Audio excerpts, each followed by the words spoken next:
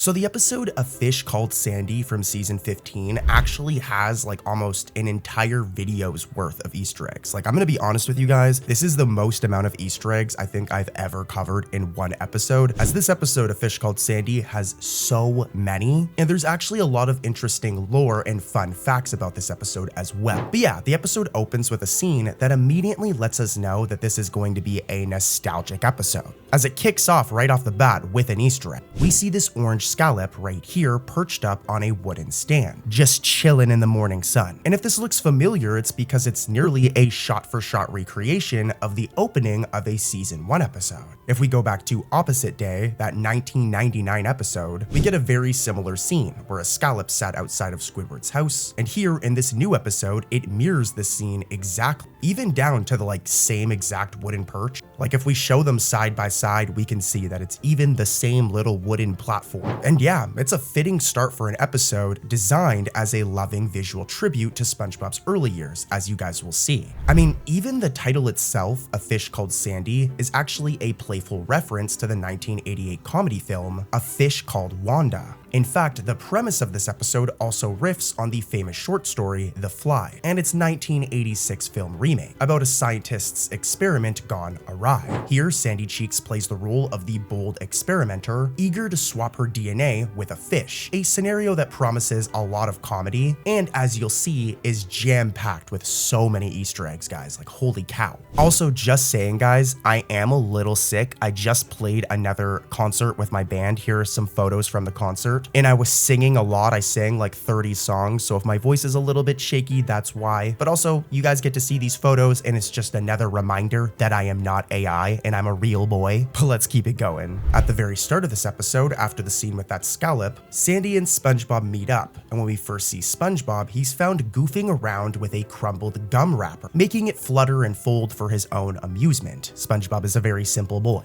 Well, longtime viewers might recognize this as a subtle nod to the season 1 episode, The Paper. You know, the episode where SpongeBob famously entertained himself with like a scrap piece of paper, which caused Squidward to literally go crazy. I'm pretty sure he even gives SpongeBob like the deed to his house to get the paper back. But yeah, this seems to be somewhat of a callback to that, but it also might be a coincidence. Nonetheless, this small detail immediately sets the tone. Nick Jennings, the show's original art director from seasons 1 to 3, makes his return after over 20 years. He was missing for a while, and this dude jam-packed this episode with subtle touches to the show's early days. Even the title card art uses the same background style and hand-drawn lettering from the first season. For example, here's a side-by-side. And there's a ton of other things that make it clear that A Fish Called Sandy is deliberately steeped in nostalgia. But back to the plot. Sandy invites SpongeBob into her tree dome, eager to show off her latest invention. As they enter, observant fans are greeted by an old friend, a very nostalgic Easter egg right here. As if we zoom in over here, we can see Birdie, the same orange bird from Sandy's debut episode, Tea at the Tree Dome. And if we rewind in Sandy's first episode, this little bird was happily seen splashing in the bird bath in that episode as well, only to be rudely interrupted when a desperate SpongeBob dove in to soak up water.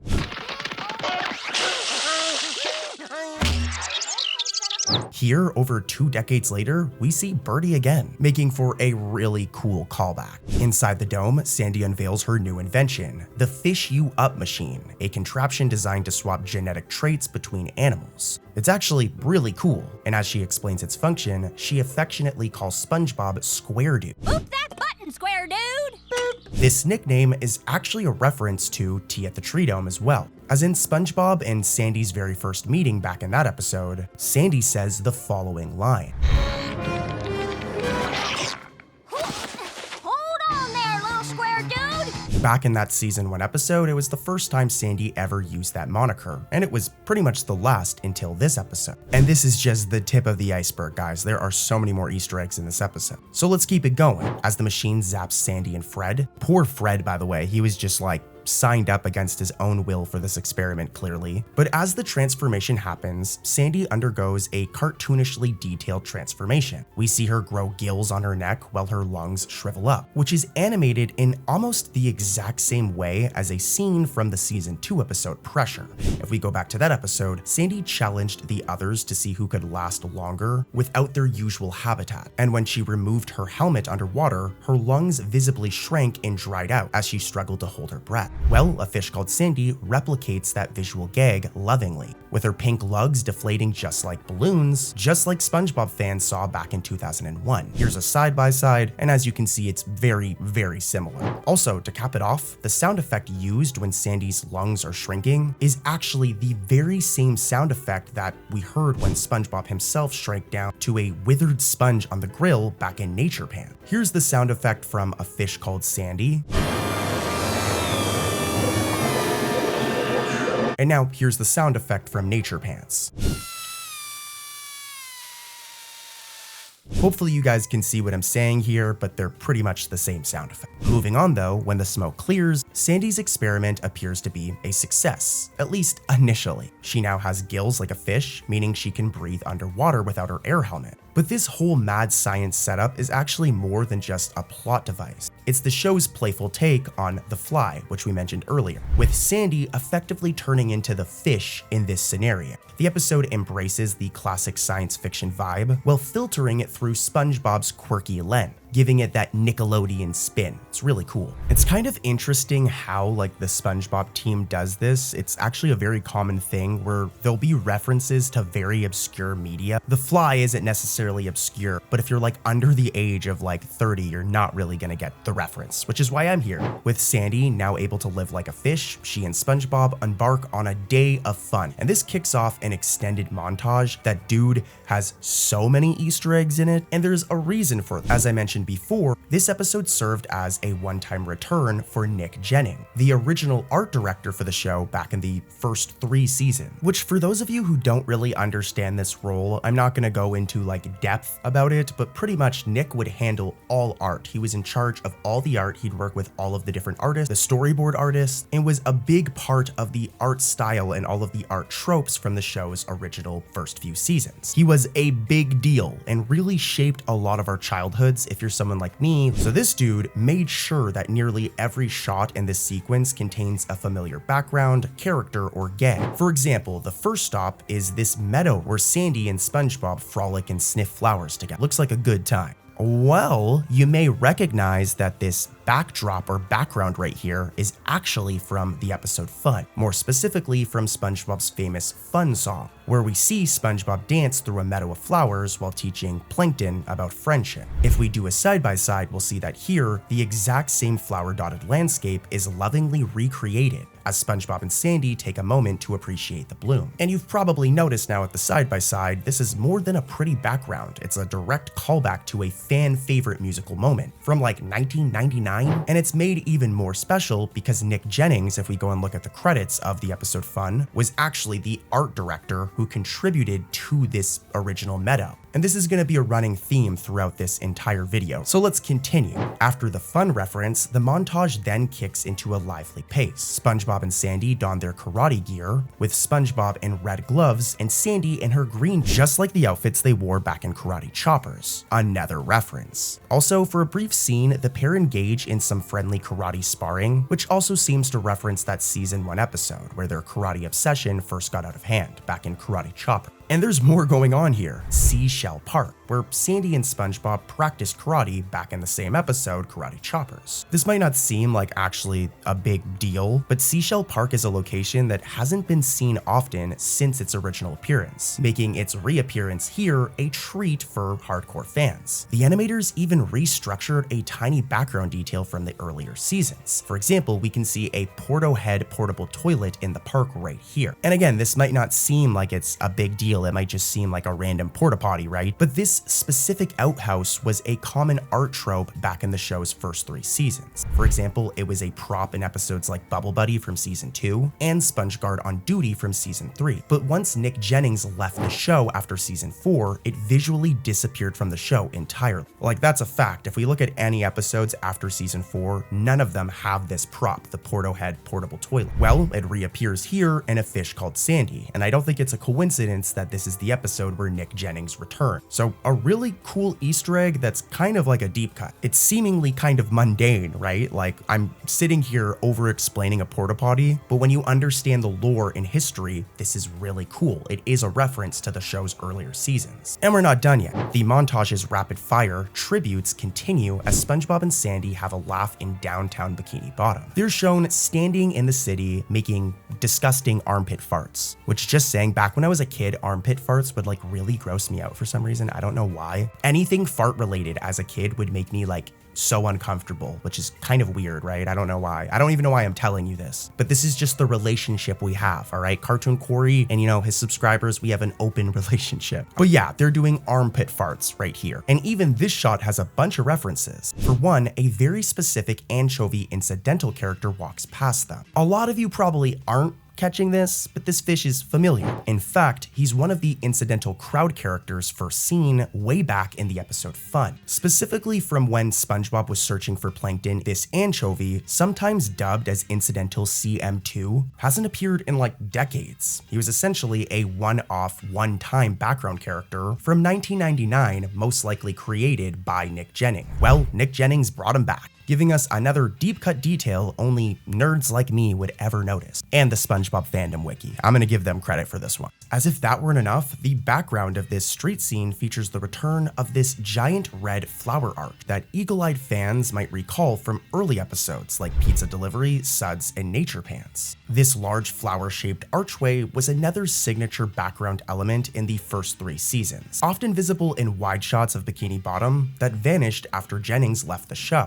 Again, this is another one that might seem very random, but the lore and history that I'm explaining here is what makes it cool. SpongeBob and the gang never actually visit this thing back in season 1, 2, or 3, and honestly, it's actually a pretty random background detail, but as I mentioned, after season 3, it disappeared. 10-year-old me, like 10-year-old little Corey, certainly did not notice, and I doubt that any of you watching did either, but we now know the answer as to why, and that's that Nick Jennings left the show. So see, some of these things I'm talking about, they're like random and they seem kind of like mundane, but hopefully you guys are getting the picture here. With the lore, it's actually very interesting stuff. And I mean, I don't mean to brag, as I always say, this is what all content creators should be doing. Like, if you want to make content on YouTube, you should be going the extra mile, but this just shows how hard I go, because if you were to go and look at the Wikipedia page for this episode, all right, the SpongeBobpedia page, there's lots of the stuff I'm talking about, but I've added so much additional lore and history here, and it's because I love this stuff. It's just so interesting to me. I need to touch grass, but let's keep it going. Another quick segment during that same montage shows SpongeBob and Sandy romping across a field of like hydrothermal vents, these things right here, and as they hop from vent to vent, a blast of hot water from one vent blows SpongeBob straight upward, separating his body from his pants for a split second.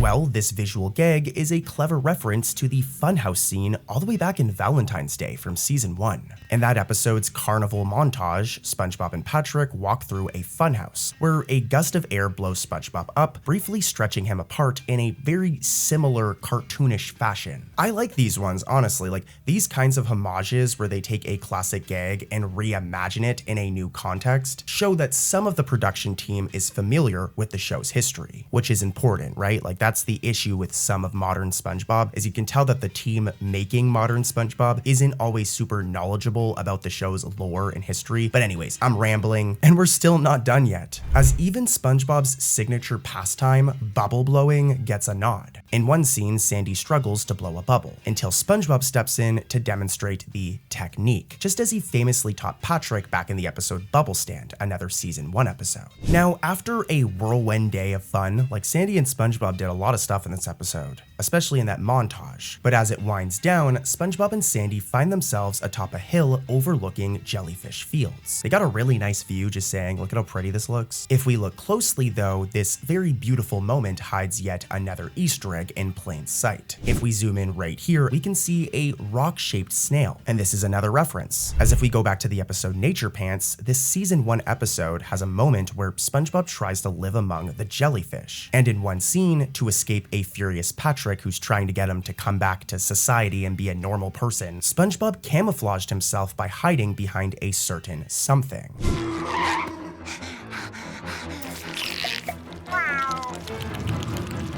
Now, if we look at these side by side, we can see that very same snail design, a stony shell with a snail's eyes peeking out, is present here, giving us another really cool Easter egg and reference to another classic episode. This is like a 26-year-old reference right here, pretty cool. Back to the plot though, as this moment at Jellyfish Field leads to this episode's turning point, where Sandy starts to shed her fur since she's transformed into a fish now. And when the molting finally stops, we get a close-up of Sandy's new fishy appearance, and she strikes a pose that I kind of found familiar. If we head back to the episode Tea at the Tree Dome, once again, this pose in A Fish Called Sandy is nearly identical to a pose Sandy held, specifically when she first introduced herself to SpongeBob. If we look at them side by side, it isn't like exact, but I mean it's pretty darn close, right? Like let me know in the comments what you think. I think that this was a direct reference. But of course, SpongeBob is astonished and a little concerned by Sandy's fully fishy transformation. Like imagine your friend just transforming into a different creature, but Sandy herself is like stoked about this. And this leads us to Goo Lagoon, where Sandy wants to see if she can actually swim now that she's all fishy. And this location gives us even more Easter egg. And if we look closely, working the counter is none other than the same chef, this guy right here, from all the way back in the episode Ripped Pants. If you don't recognize him, let me explain. This burly purple fish wearing a white t-shirt and a cool chef's hat ran the Goo Lagoon snack bar back in Ripped Pants.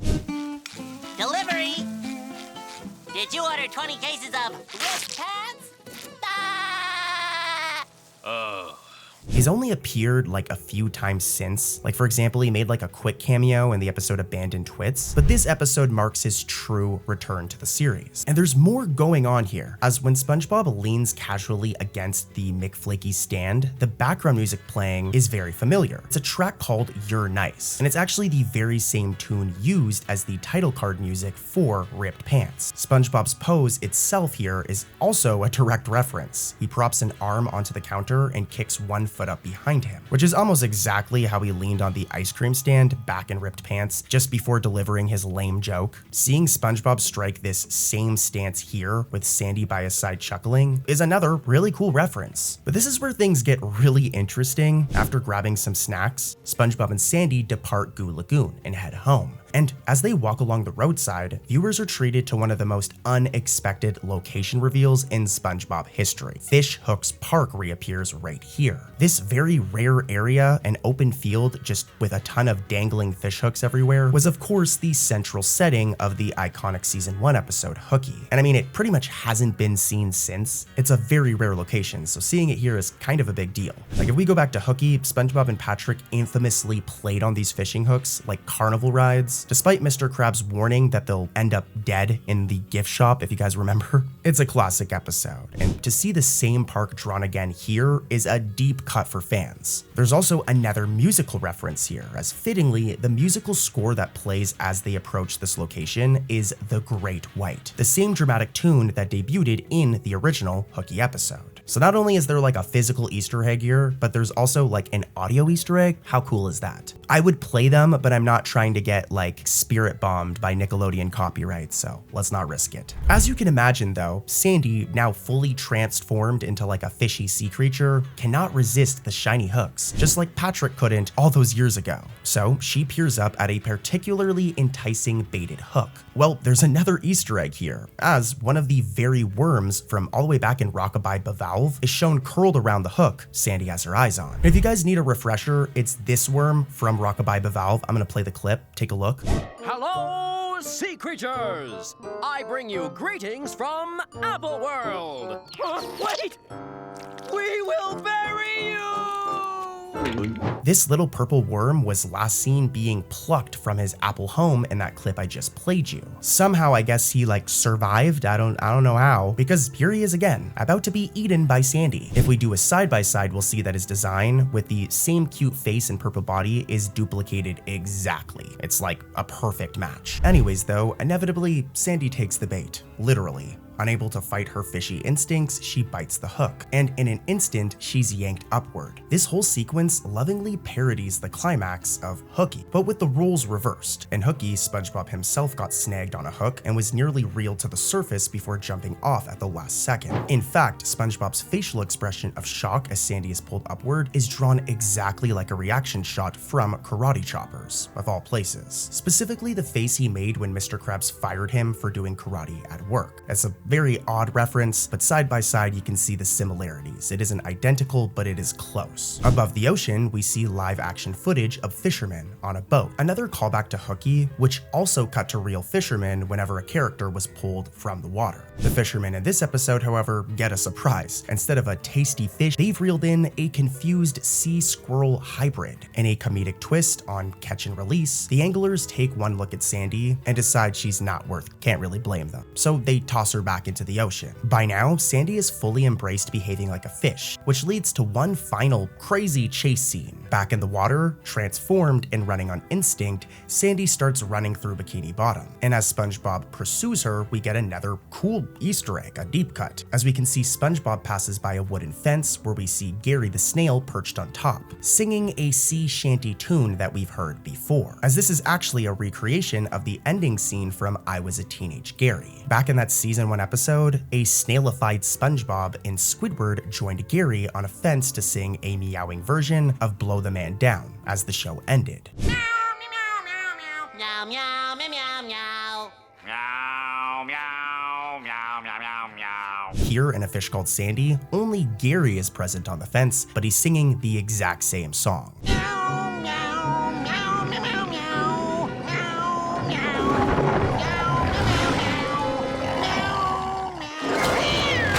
Dude, what a cool reference. This is a very easy one to miss, but a really cool reference nonetheless. And guys, that actually does it for this episode. Can you believe there was that many Easter eggs in this one freaking episode? Holy cow. I hope you guys enjoyed all the Easter eggs I found, and let's talk about more in another episode.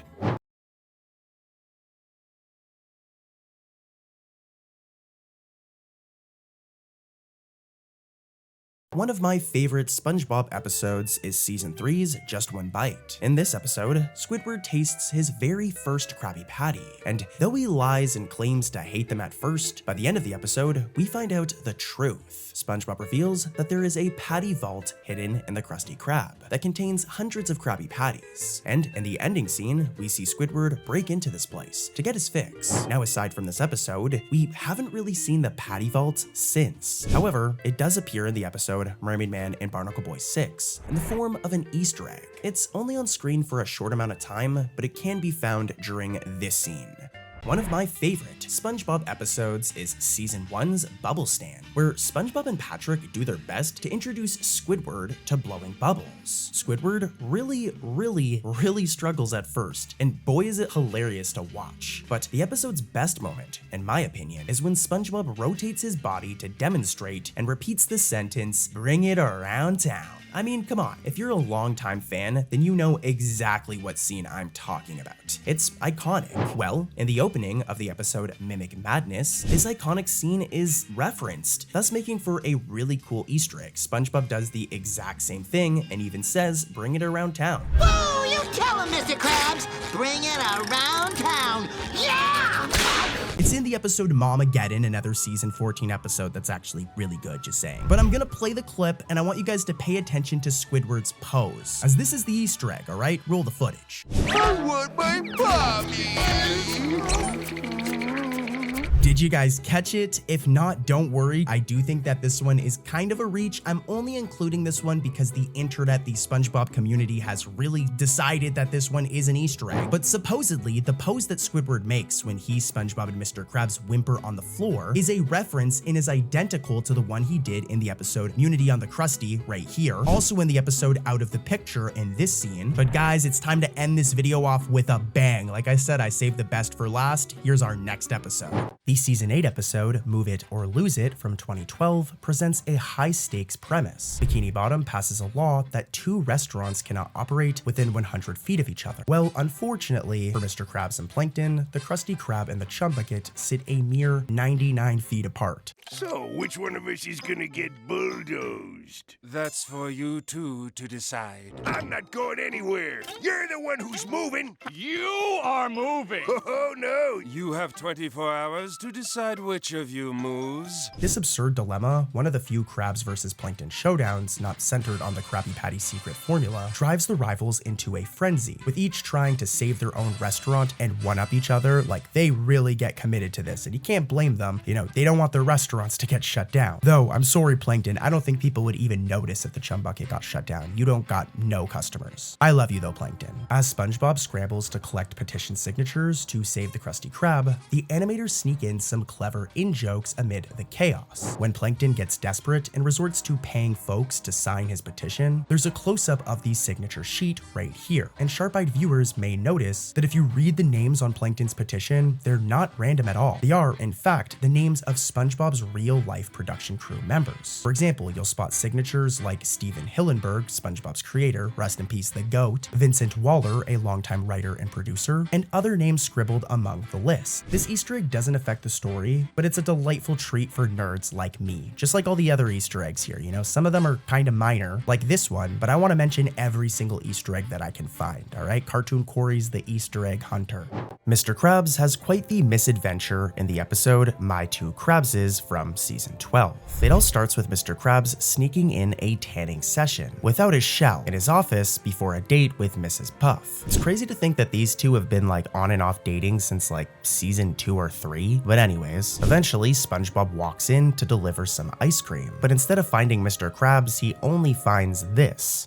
Mr. Krabs, are you okay? Speak to me. We're gonna get into the Easter eggs, don't worry, but you guys need the context of the plot for them to make sense. But from here, SpongeBob literally assumes that Mr. Krabs has melted. Oh, look at that. And right before his big date tonight. What a shame. A date? Oh, must love die meltily in my arms too. In a panic, SpongeBob and Patrick take the empty shell, determined to basically bring Mr. Krabs back to life, Frankenstein style. Meanwhile, the real and shellless Krabs realizes his shell is missing and rushes home to find something or anything to wear, really. And this is where we can find a really cool Easter egg. As he flings open his bedroom closet, and in this frantic scene, the show sneaks in a treasure from Mr. Krabs' past. I'm gonna play the clip and let's see if you guys can spot the Easter egg. Okay, I knew that spare is in here somewhere. Aha! Let me explain. So among the tossed outfits is this bright pink flower print cuddly crab uniform, and this is specifically from the episode Bossy Boots, a season 2 episode. Longtime fans will recall that in this episode, Mr. Krabs briefly transformed the Krusty Krab into the cutesy cuddly crab. Well, actually, it was more that Pearl did this. Mr. Krabs was kind of just forced to do it, and as you can see in this clip I'm about to play, they had to wear these exact same outfits. Only a fool would wear that. Avast, ye shipmates! Don't these just shiver your timbers? Seeing this ridiculous attire resurface here, only to be deemed unwearable by Mr. Krabs, is a delightful Easter egg. It confirms that Mr. Krabs hung on to the old uniform, and it adds a layer of irony to his wardrobe scramble. But the closet gag doesn't stop there. Mr. Krabs also tosses out a chicken costume, the same one that SpongeBob once wore in the episode Cephalopod Lodge. Here's a side-by-side, and yeah, I think that that's a reference. And we've got more. Let's head over to another episode. So in the world of SpongeBob, it seems that everyone wants a pet snail. with them pretty much serving as dogs or cats. Heck, even Squidward gets one at one point. Remember Snelly? Well, one snail that is often forgotten is Mrs. Puff's pet snail, Annette. She made her first appearance in the season 3 special, The Sponge Who Could Fly, but sadly has not been seen much since. Well, this all changed in the season 12 episode, My Two Crabses. During this scene, we can see that Mrs. Puff has a picture of Annette in her house, thus making for a neat little reference. I do wonder though, what happened to the snail? Like, does Mrs. Puff still have her? Let us know what you think in the comments down below. In the episode, Nasty Patty, another classic SpongeBob episode, this episode is a banger. SpongeBob and Mr. Krabs are confronted by a health inspector who wants to try everything on the menu to see if everything is up to the health code. This guy's name is Health Inspector Yellowtail Andy, and to be honest, we haven't seen him much since this episode. He has appeared a few other times, but he's usually a different color, but recently in the episode A Place for Pets in season 13, he made a big return, and he looks how he used to look, the way he looks in Nasty Patty. This was a really cool reference, and it's awesome to see such an iconic character return to the show, even though it was a fairly minor cameo. But anyways, here's a clip of both appearances with audio. I'm going to need you to bring me one of everything on the menu. Fresh sludge pudding, More diet red tie. some fried Please, gentlemen! Leave me to finish my work in peace. Hold it right there, Krabs. Oh no! The health inspector! Oh yes, the health inspector. Next up, we've got 2 Easter eggs from the episode very strangely titled Necro Nom Nom Nom Icon. And as weird as the title is, the episode's plot is actually really cool, with SpongeBob getting a magical spell book and him just causing all sorts of chaos. It's a good episode, but that's not what we're here to talk about. Here's the first Easter egg. Let's see if you guys can catch it. Speaking of customers, stop bothering Mom.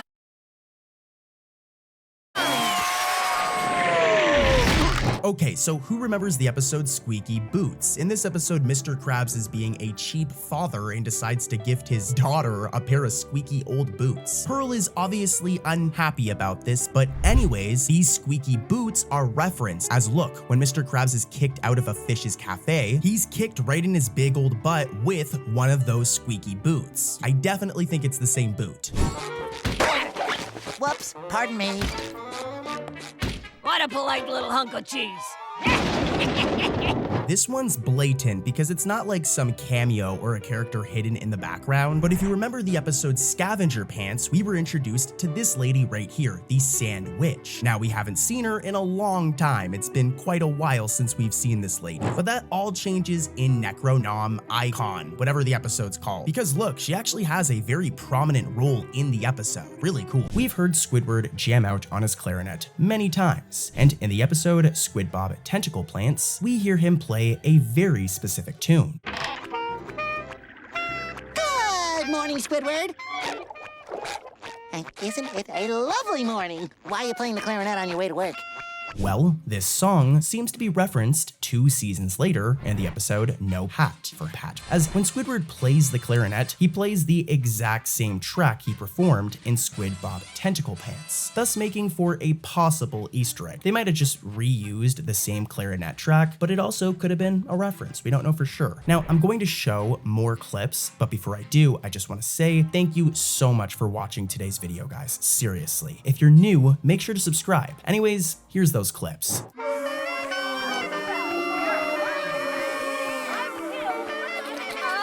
that horrible noise! Let's get out of here! Good morning, Squidward. And isn't it a lovely morning? Why are you playing the clarinet on your way to work?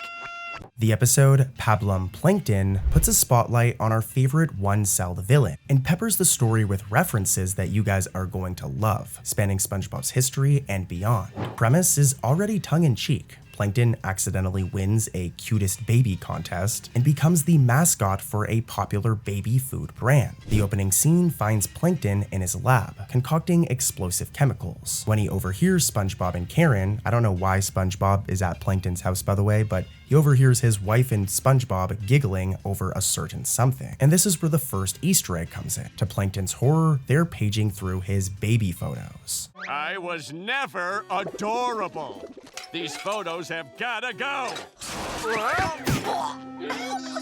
You were such a cute baby. Now, here's the thing. This image and all of these different images of baby plankton that Karen shares are drawn in the exact same way that baby plankton was drawn back in the season 5 episode Friend or Foe, making for some really cool continuity here, especially considering SpongeBob is a show that is very lazy with continuity sometimes. In other scenarios, they probably would have just done an entirely new design, but if you look at side-by-sides right here, you'll see that it's like almost identical, meaning the animators deliberately pulled from Friend or Foe's character model sheets. It's possible the artists reused it as a handy asset, but I don't know, it also kind of feels like an intentional Easter egg to me. Pretty cool, but let's keep it rolling and continue this episode. Plankton, of course, is mortified by the baby photo display, but the humiliation isn't over. SpongeBob, endeared by Plankton's cuteness, enters one of those baby pictures into the Baleen baby food contest. Shockingly, Plankton wins the contest. Actually, it isn't very shocking, I'm being rude. Look at these baby photos. He's a cute baby, but he wins the contest without even knowing it. And suddenly, he's thrust into fame, with him becoming the new face of the baby food brand. Blipping butt cracks!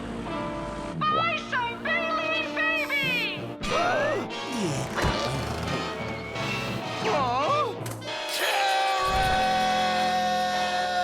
Now eventually, when SpongeBob and Plankton arrive at the contest awards ceremony, we get a look at the event's host, and it's a familiar character that's gone through a bit of a character redesign. This right here is the announcer fish. Longtime viewers should be able to recognize this character, but you might not be able to due to the character redesign. But to jog your memory, he's the same unnamed announcer who's popped up whenever Bikini Bottom holds a competition or an event. From the Goo Lagoon surfing contest in ripped pants, There goes SpongeBob! Ripping his pants again. to the snail race in The Great Snail Race. Seriously, I'm just a fan. I was on my way to my seat, the door was open. Hey, what are you doing? No.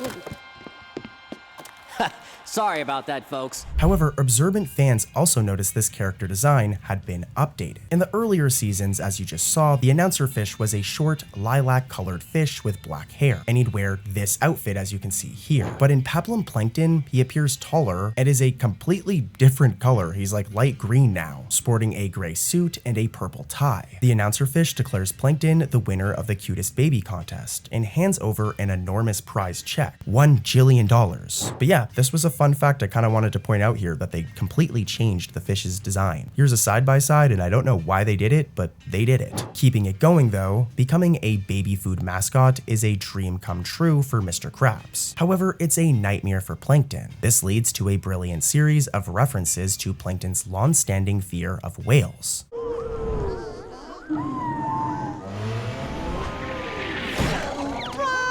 Now you're probably asking, Cartoon Corey, how is this an Easter egg? This is just a random thing that Plankton's scared of whales. It isn't actually very random. This is actually like a running character trait of Plankton. Fans will recall that Plankton is terrified of Pearl, Mr. Krabs' whale daughter, and whales in general, a character trait that we first seen in One Course Meal from season 7, where Mr. Krabs realizes that Plankton is for some reason scared of Pearl and takes advantage of this, dressing as a whale and scaring Plankton any chance that he gets. Daddy!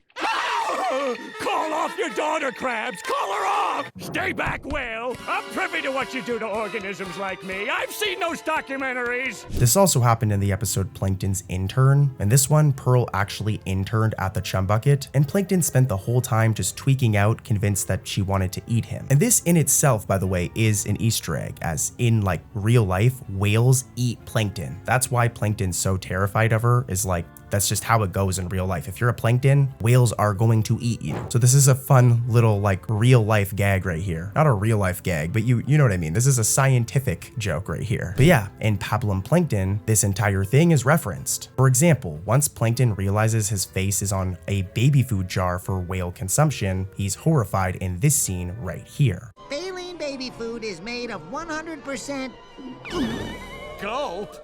What the heck is gold? Plankton! One other thing I noticed during this episode, by the way, is that a very rare character makes another reappearance. And it takes place when Plankton's at the grocery store, as if we look over here and we zoom in, we can see that Squilliam Fancy Son makes another cameo. Lately, a lot of his appearances have been more background ones, and they're very blink and you'll miss it, where it's not like he has any dialogue, he's just literally chilling right there in the background. But yeah, it's cool to see him again, and like I said, I want him to have like a full-on episode soon. But as this episode continues, eventually, Plankton's anxiety drives him to sabotage. In a very dramatic and darkly funny turn, he steals all of the different baby Baleen mascots and toys and drags them out to the desert to bury them, hoping to free himself from the contract. And it's here that this episode drops one of its wild Easter eggs or references, and it's especially weird because it's a joke that only an adult viewer would catch. As SpongeBob and Plankton dig a grave for all of the different toys, you can see in the background a striped RV with 2 lawn chairs set up beside it, an unmistakable recreation of the makeshift desert lab from the TV drama Breaking Bad. The RV's coloring and placement, plus the folding chairs, make this reference crystal clear. It's an edgy nod to a very non-kid-friendly TV show, but also just saying Breaking Bad is one of the best shows I've ever watched, so I guess it's pretty cool to see it. In the episode, Pardon My Wand, another one from season 16, by the way, let me know what you guys think in the comments about season 16. I feel like there's been some really good episodes this season. But yeah, in this episode, SpongeBob comes into possession of a misplaced magician's wand. And of course, as you can imagine, SpongeBob doesn't give it back. He proceeds to cause absolute magical mayhem across Bikini Bottom, just like he does in this clip right here. Roll it. Gary, did you redecorate the living room while I was out? This episode is jam-packed with rapid-fire gags, as SpongeBob accidentally transforms and enchants everything in sight. And many of those gags are sly callbacks to SpongeBob's past antics. The first Easter egg appears on stage, including a very large snail with a bushy brown body.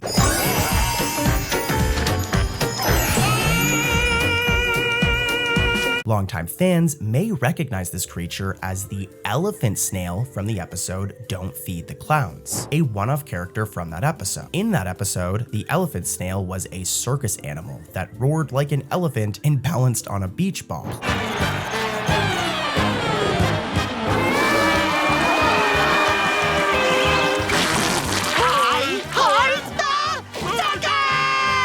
Well, Pardon My Wand brings the elephant snail back for an encore, making for a really cool Easter egg, as this character has not been seen since, and I don't think he's going to be seen again for a while after this. But yeah, as the episode continues, SpongeBob inadvertently casts a hiccup spell on himself, and this is where another Easter egg comes in. The uncontrollable hiccups SpongeBob makes throughout the scene might sound exactly like you've heard them before, and that's because the audio recordings of SpongeBob hiccups are literally reused from the episode Hiccup Plague. In Hiccup Plague from season 12, SpongeBob was afflicted with a citywide contagious hiccup outbreak, and Tom Kenny's ridiculous hiccup sounds in that episode were apparently so perfect that Pardon My Wand lifted them wholesale for this magic mission. Here's the Pardon My Wand version.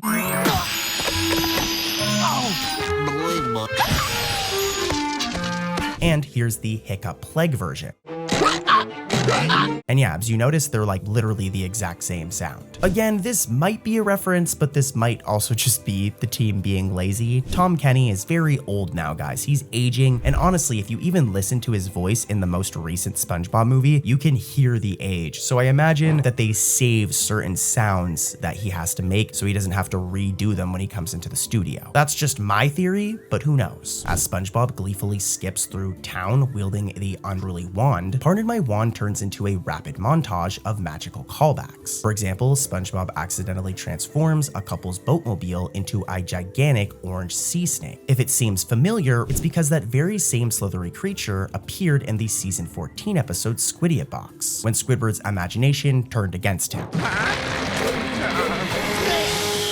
If we look at a side-by-side, I'd say that these two are the same snake. They're the same color, and yeah, I think it's the same character. But the surprises continue as SpongeBob prances past familiar locals. For example, he skips by the exact same bench from the episode Something Smells. Here's a side-by-side, and yeah, I think they're the same. I mean, this old bench is drawn and placed exactly as it was in that season 2 episode, making it a little piece of SpongeBob history plunked into the background. Moments later, SpongeBob twirls past the ice ice cream parlor from the episode Hall Monitor. Here's another side-by-side, and it's definitely the same. And yeah, longtime viewers have seen this ice cream shop multiple times now. It's where SpongeBob caused mayhem as a hall monitor, and where Patrick got severe and comical sunburn back in the episode Sun Bleached. So its presence here further cements the idea that all these episodes share one connected lived-in world, a point that I've been pushing for the past couple of videos. Finally, Pardon My Wand caps off its reference parade with a brilliant deep cut. In the mayhem, SpongeBob accidentally shrinks Squidward, very similarly to the way he did back with Mermaid Man's belt. But yeah, this leaves Squidward tiny in his own garden. As if on cue, the same cockroach from the episode Mermaid Man and Barnacle Boy 4 appears, towering over mini Squidward and proceeding to rough him up.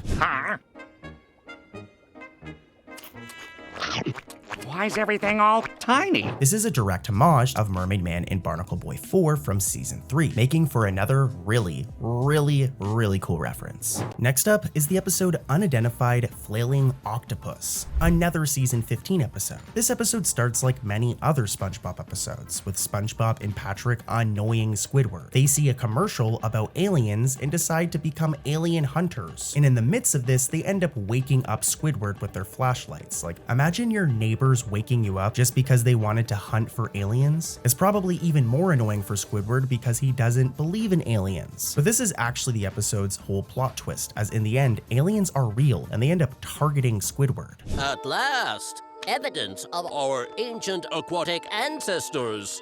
We must take the artifact back to the ship. I don't want to spoil the episode, I'll save that for you guys, but let's get into the Easter eggs or trivia when it comes to this episode. The first one is very interesting, but you have to be a Patrick Star Show fan to actually understand it. If we rewind back to the Patrick Star Show season 1 episode, To Dad and Back, we were first introduced to the character General Grouper, this dude right here. We could use a man with that star's speed and agility in outer space. Send him up to astronaut training on the double. Yes, sir, General Grouper, sir. Now, what's really cool is that this character is actually exclusive to the Patrick Star Show. He was introduced and debuted in the Patrick Star Show, and he's never actually appeared in SpongeBob. But this all changed in the episode we're talking about today, Unidentified Flailing Octopus, as look, he appears right here, making for a really cool Easter egg. It's awesome to see a character that was exclusive to a spin-off show pop up in SpongeBob. General, what are the chances that these photos and videos are just a hoax?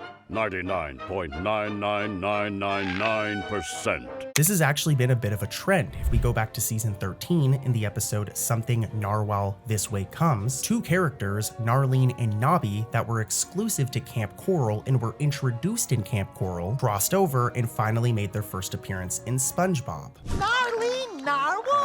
I haven't seen you since we were kids! So it's pretty cool. Do you guys want to see this more often? Do you guys want to see more the Patrick Star Show exclusive characters or more Camp Coral exclusive characters appear in regular SpongeBob? Let me know in the comments. It's stand-up comedy night in our next episode at Camp Coral, with a legendary joke-telling sea kraken, the Wise Kraken, headlining a show for the campers. This episode, Wise Kraken, doubles as a tribute to SpongeBob's comedic past, both in content and in cheeky references. For one, the outdoor comedy venue is dubbed the Comedy Canteen, which immediately rings a bell, at least for me. It seems to be a sly spin on the comedy crab from the classic SpongeBob episode Squirrel Jokes. In that episode, Mr. Krabs briefly turned the Krusty Krab into a comedy club called the Comedy Crab. Okay, everybody settle down. Welcome to the Comedy Crab. Here at camp, the Comedy Canteen serves as a similar role. There's a bunch of other similarities between the Comedy Canteen and the Comedy Crab, and it's been theorized that originally it was supposed to be the Comedy Crab. However, I think that the writers forgot that this is a prequel show and that the Comedy Crab wouldn't have existed yet technically. So they had to do a swap and turn it into the Comedy Canteen. This is something I've read on Reddit, but I don't know if this is actually true or not. And to be honest with you, it sounds like a stupid fan theory, so. But before we move on to another episode, here's a fun fact about this one. So as you guys know, Lady Upturn recently has become more of a regular character on the show. She originally was like a one-off character, but since Camp Coral, even in regular SpongeBob like season 13, season 14, 15, and 16, Lady Upturn is in a ton of episodes. There are some episodes where she's like a prominent character, and sometimes she's even the antagonist. And it all started with this episode, as this is the one that introduced her main catchphrase, catchphrase, "I am offended." Why did the sea captain flush the toilet? Why? Because it was its duty! I am offended! Oh! It's not that big of a deal, but it's cool to see that this is where the catchphrase originated from.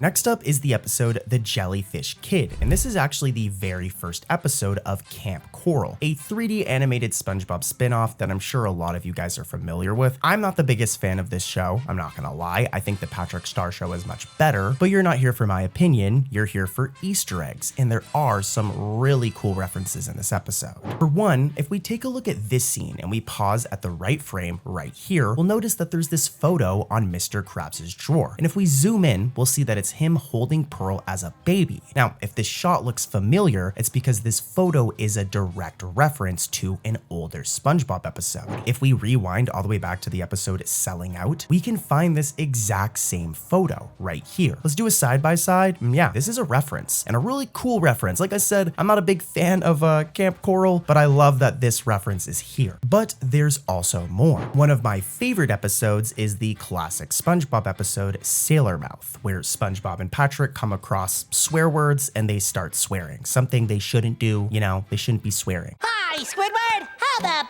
are ya? Nice day, isn't it, Squidward? Every time they swear, though, it's referred to having a sailor's mouth, and this is also referenced in The Jellyfish Kid. In Camp Coral, it's basically like a summer camp, right? So every person has their own dorm, and in SpongeBob's dorm, we see this list of rules right here. And as you can see, one of the rules is no sailor mouth, making for another really cool reference. Next up, let's talk about another SpongeBob movie, SpongeBob Sponge on the Run. This is a more recent SpongeBob movie, and I guess it's more of a legitimate one considering it was actually in theaters. And basically, in this film, Gary goes missing, so SpongeBob, Patrick, and the rest of the gang set off on a journey to find Gary. The movie also serves as like a setup and introduction for Camp Coral. I didn't really like that part of it, but I did like the movie overall. But anyways, let's get into the Easter eggs. There's a bunch of them, starting with something we already talked about today, and that's one of Plankton's robots, this robot right here. He originally appeared in the episode Plankton's Army, where Plankton builds this robot in the attempt to go to the Krusty Krab and order coral bits as a trick to eventually get the Krusty Krab Krabby Patty secret formula. Also appears in Sponge on the Run, as he can be seen in a background inside the chum bucket right here. Here's a side-by-side, and yeah, here's another one. At one point in this film, Squidward says the following line: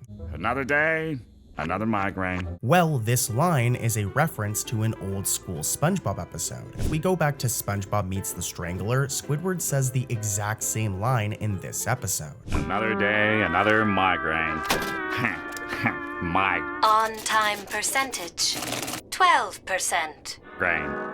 I don't know about you guys, but I think that's an Easter egg. Let me know what you think in the comments though, and here's another one. At one point, we meet King Poseidon's tattoo artist, this mean looking guy right here, and we'll notice that if we look closely, there's this tattoo with the date May 1st, 1999. It's on his arm, and this is also a reference, as it turns out, May 1st, 1999 is the date that SpongeBob first ever aired on television. Another really cool reference is a reference to the first SpongeBob movie. In this movie, we get this scene where we see the basement of the Krusty Krab and eventually the paddy wagon. Now, it isn't identical, but we get a very similar scene in Sponge on the Run. Not only do we see the same basement, here's a side-by-side, and this is the same location from the first movie, but we get something similar to the paddy wagon. If we do a side-by-side, you'll notice that the paddy wagon was more of like a Krabby Patty, whereas this new one is more of like a Subway sub, right? I guess? I don't know, now I'm hungry. If we head over to this shot where Plankton says the following lines,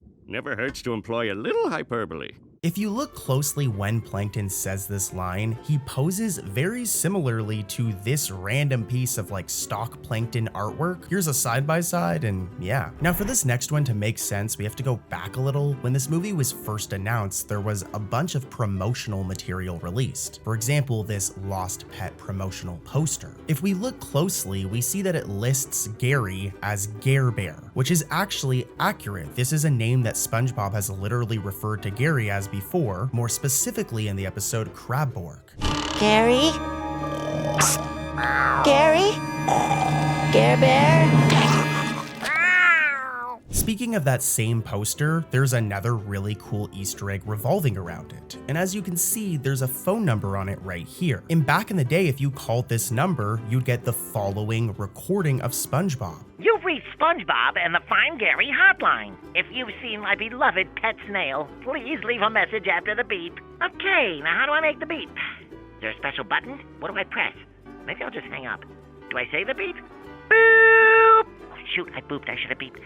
Beep! This was a really cool level of attention to detail just for a movie, and I remember it really getting me excited at the time. But once the film came out, there was a glaring issue. They do this whole Camp Coral thing. And to be blunt with you guys, this was done to promote Camp Coral, the show, which ended up coming out like a year later. But this decision kind of just took a big poop on SpongeBob lore. As if we rewind back to the SpongeBob episode Treats, there's this photo which shows that SpongeBob met Gary at a pound. That's how he got Gary. Oh, Gary! It's a framed photo of the moment I picked you out at the pound. I remember that day like it was yesterday. So I guess it isn't an Easter egg, but it's something I wanted to point out. The whole SpongeBob meeting Gary at Camp Coral thing is like a major inaccuracy. And that isn't it. If we take a look at Sandy, they do the same thing, where they try to say that SpongeBob first met Sandy back in Camp Coral, but this literally isn't true, guys. Like, there's a whole episode dedicated to SpongeBob and Sandy meeting Tea at the Tree Dome. An iconic episode. It's like the third or second episode ever of SpongeBob. So, what's your name? Sandy. So, what do y'all call yourself? I'm SpongeBob! So yeah, it would be impossible for SpongeBob to meet Sandy at Camp Coral. But yeah, let's keep it moving. I got a couple more Easter eggs left from this movie, and then we'll talk about some more from another movie. Let's rewind back to those earlier scenes with Plankton, as there's more references there. As if we take a look at Plankton's wall of failure, there are a bunch of references to his previous schemes from previous episodes. And we're gonna go one by one. For example, there's this one, which references the episode Culture Shock. Here's a side-by-side of what it's referencing. There's this one referencing Welcome to the Chum Bucket. This one referencing The Algae's Always Greener. This one right here, which references the Krusty Krab training video episode. This one, which references the first SpongeBob SquarePants movie. These are a bunch of references, and there's some more here. I'm not gonna mention every single one of them, but how cool is that? I'm still not done yet with Sponge on the Run, guys. And this next one is very, very obscure. I really like this one, as you have to be a nerd to catch it. It happens during the flashback scene where Squidward has a flashback of the camp's talent show. If we pause right here, we'll see that Sandy is seen juggling chainsaws. And this isn't random. We know that Sandy likes to do extreme things. We've seen her do many extreme things. But we've actually seen this whole juggling a chainsaw thing before. If we rewind to the episode Squirrel Record, look, she does the same thing. Most chainsaws juggled. This one, you need the eyes of a hawk to catch it, okay? You need to go like super detective mode to catch this, okay? But during one scene at the Krusty Krab, if you look closely, you'll see this sketch right here on the cashier window. And it might just seem like a random sketch of SpongeBob, but this is actually a sketch of Sponge Boy, which is a reference to SpongeBob's origins. For those of you who don't know, back before SpongeBob was SpongeBob, he was Sponge Boy. But due to some issues with copyright, specifically with this Sponge character right here that was on a pen, they had to rebrand the character and change his name from Sponge Boy to SpongeBob. And this sketch is one of his prototype designs. So yeah, a really cool Easter egg and a good way to end it off. The episode, The Creepy Crab, brings a spooky vibe to the Krusty Krab. And even its title, like the title of this episode, is actually a reference in itself. Longtime SpongeBob fans and nerds like me who need to touch grass might recall that back in season 2, there was an episode called Bossy Boots. And in this episode, SpongeBob brainstorms a bunch of new names for the Krusty Krab. And listen closely to these clips, you'll hear something familiar. How about The chaotic crab. How about the kissy crab? The creepy crab. The killer crab.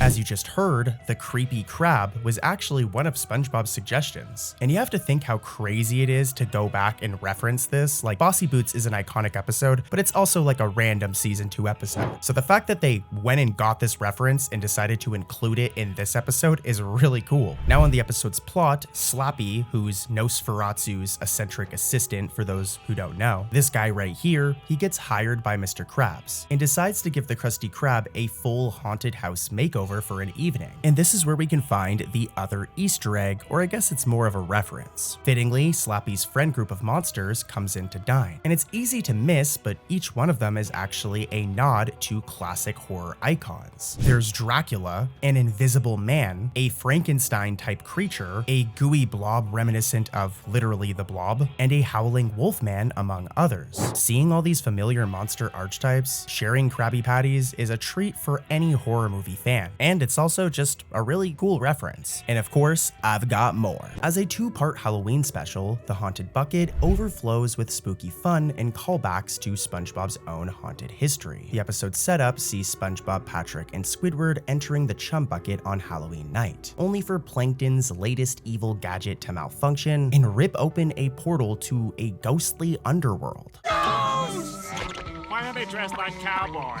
Well, I bought the Chum Bucket cheap because it was built on an ancient cowboy burial ground. What follows is a cascade of visual gags and references that will make any longtime fan cackle like the Flying Dutchman. In fact, speaking of the Dutchman, Squidward shows up to Mr. Krabs' Halloween party wearing his old Flying Dutchman costume. And if it looks familiar, it's because it's from this scene I'm about to play from the episode Scaredy Pants. Roll the clip. I've come for your pickle.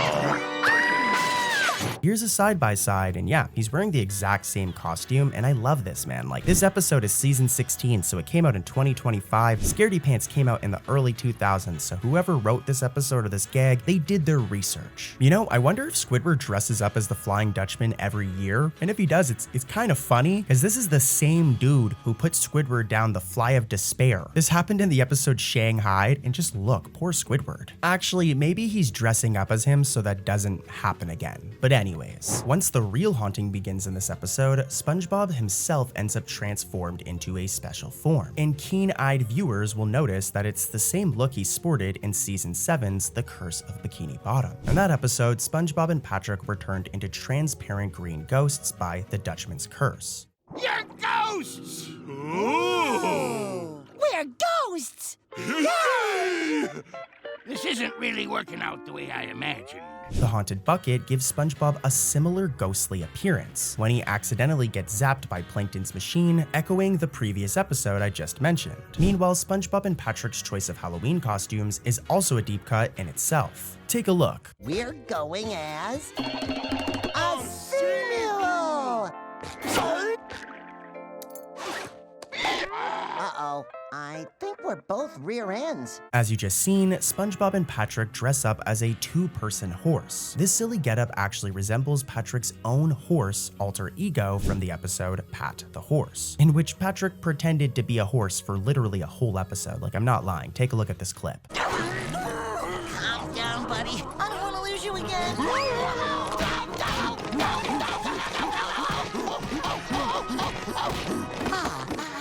But the episode doesn't stop at character costumes. The entire Chum Bucket laboratory is dressed up with references. When Plankton chases the trespassers into his basement lab, the set piece will look familiar, as the lab's layout closely resembles the high-tech lab seen in Welcome to the Chum Bucket, right down to the large machines and eerie lighting. Like, here's a side-by-side and you can definitely see it. Additionally, SpongeBob's old robot SpongeBob makes a cameo in the corner, and this is the same robot version of SpongeBob from the episode Welcome to the Chum Bucket. Get welded. Wait! I command you, make me a Krabby Patty! There's another Easter egg during that same plankton laboratory scene, with the animators even throwing in a transmogrifter device from the episode The Algae's Always Greener, another infamous plankton invention that swapped his life with Mr. Krabs. It's sitting amongst the junk in the lab, and it's a blink and you'll miss it type of Easter egg for sharp viewers who recall that life-switching remote control. These background details firmly root the haunted bucket in SpongeBob's lore, making the Chum Bucket feel like a haunted museum of Plankton's past schemes. I love it. And there's more. At one point, Plankton frantically brainstorms how to stop the rampaging ghosts he's unleashed and muses that he needs something absorbent yet porous. Does that sound familiar to you guys? Well, it's an obvious nod to the SpongeBob theme song, where it says absorbent in yellow and porous is he. It's a clever fourth wall poke that suggests Plankton knows exactly who can save the day. All we need now is something to contain those ghosts. Something absorbent, yet porous. Oh. Even the trick-or-treating montage is loaded with Easter eggs. For example, who remembers the character Kenny the Cat? He appeared in literally the episode called Kenny the Cat, and take a look at this clip. He was an interesting character. But down here, I'm someone special. Someone who can make people happy. And if making the world a happier place makes me a criminal, then lock me up and throw away the key. This is how Kenny the Cat looks. And remember this as it's important. If we go back to that trick-or-treating montage scene, look. Hello?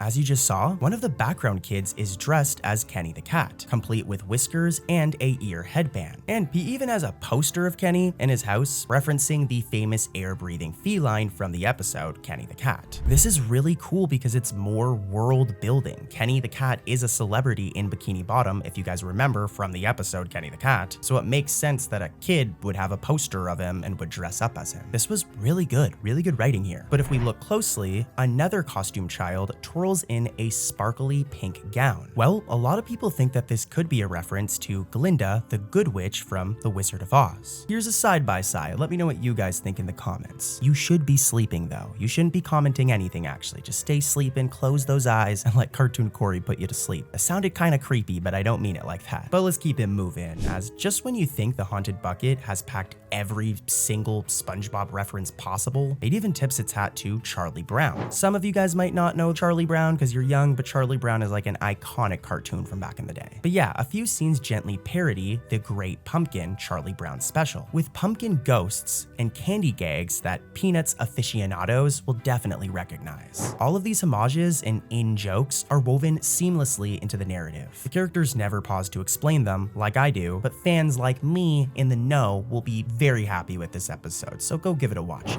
Our next episode is called The Other Patty. When a shady new restaurant called the Flabby Patty threatens the Krusty Krab, SpongeBob becomes determined to get Mr. Krabs and Plankton to set aside their rivalry and work together. If you work together, the Flabby Patty recipe would be yours. Okay, fine. We'll work together. Yeah, I don't see that working out. In this episode, SpongeBob poignantly reminds the two feuding restaurateurs of something fans learned in the special episode years in the past, Friend or Foe, with him saying the following line. There was a time when Plankton and I were best friends. Friends at birth, you might say. Even as wee ones. Go. SpongeBob references that Mr. Krabs and Plankton at one point in time were best friends, holding up an old photograph of Krabs and Plankton during happier times. Well, this is a direct callback to the episode Friend or Foe, which revealed that the two enemies were childhood best friends before becoming like mortal enemies, all over like a Smash Burger secret formula. Imagine switching up on your homie just over a Krabby Patty secret formula. I don't know, it's crazy, but roll the clip. Why are you two always fighting? You were best palsy-wellsies once. Can't you two make up and be friends? Yee! Those days are over, SpongeBob. Krabs and I are bitter enemies. And that's the way we like it. By invoking their past friendship, SpongeBob is essentially referencing the events of Friend or Foe within the story, hoping that nostalgia will fix their friendship. It's a neat bit of continuity that rewards viewers who remember the 2007 special. And in the end, as you can imagine, they figure everything out, so it's a good episode. But let's head over to another one with more Easter eggs. The character Lady Upturn was first introduced in the episode Krusty Catering, and has been quite the reoccurring character ever since, with her even being included in the SpongeBob spin-off Camp Coral with a major role. Well, the episode Upturn Girls, an episode we already talked about today, gave Lady Upturn's character even more personality, with Lady Upturn getting her own luxury shop called Upturn.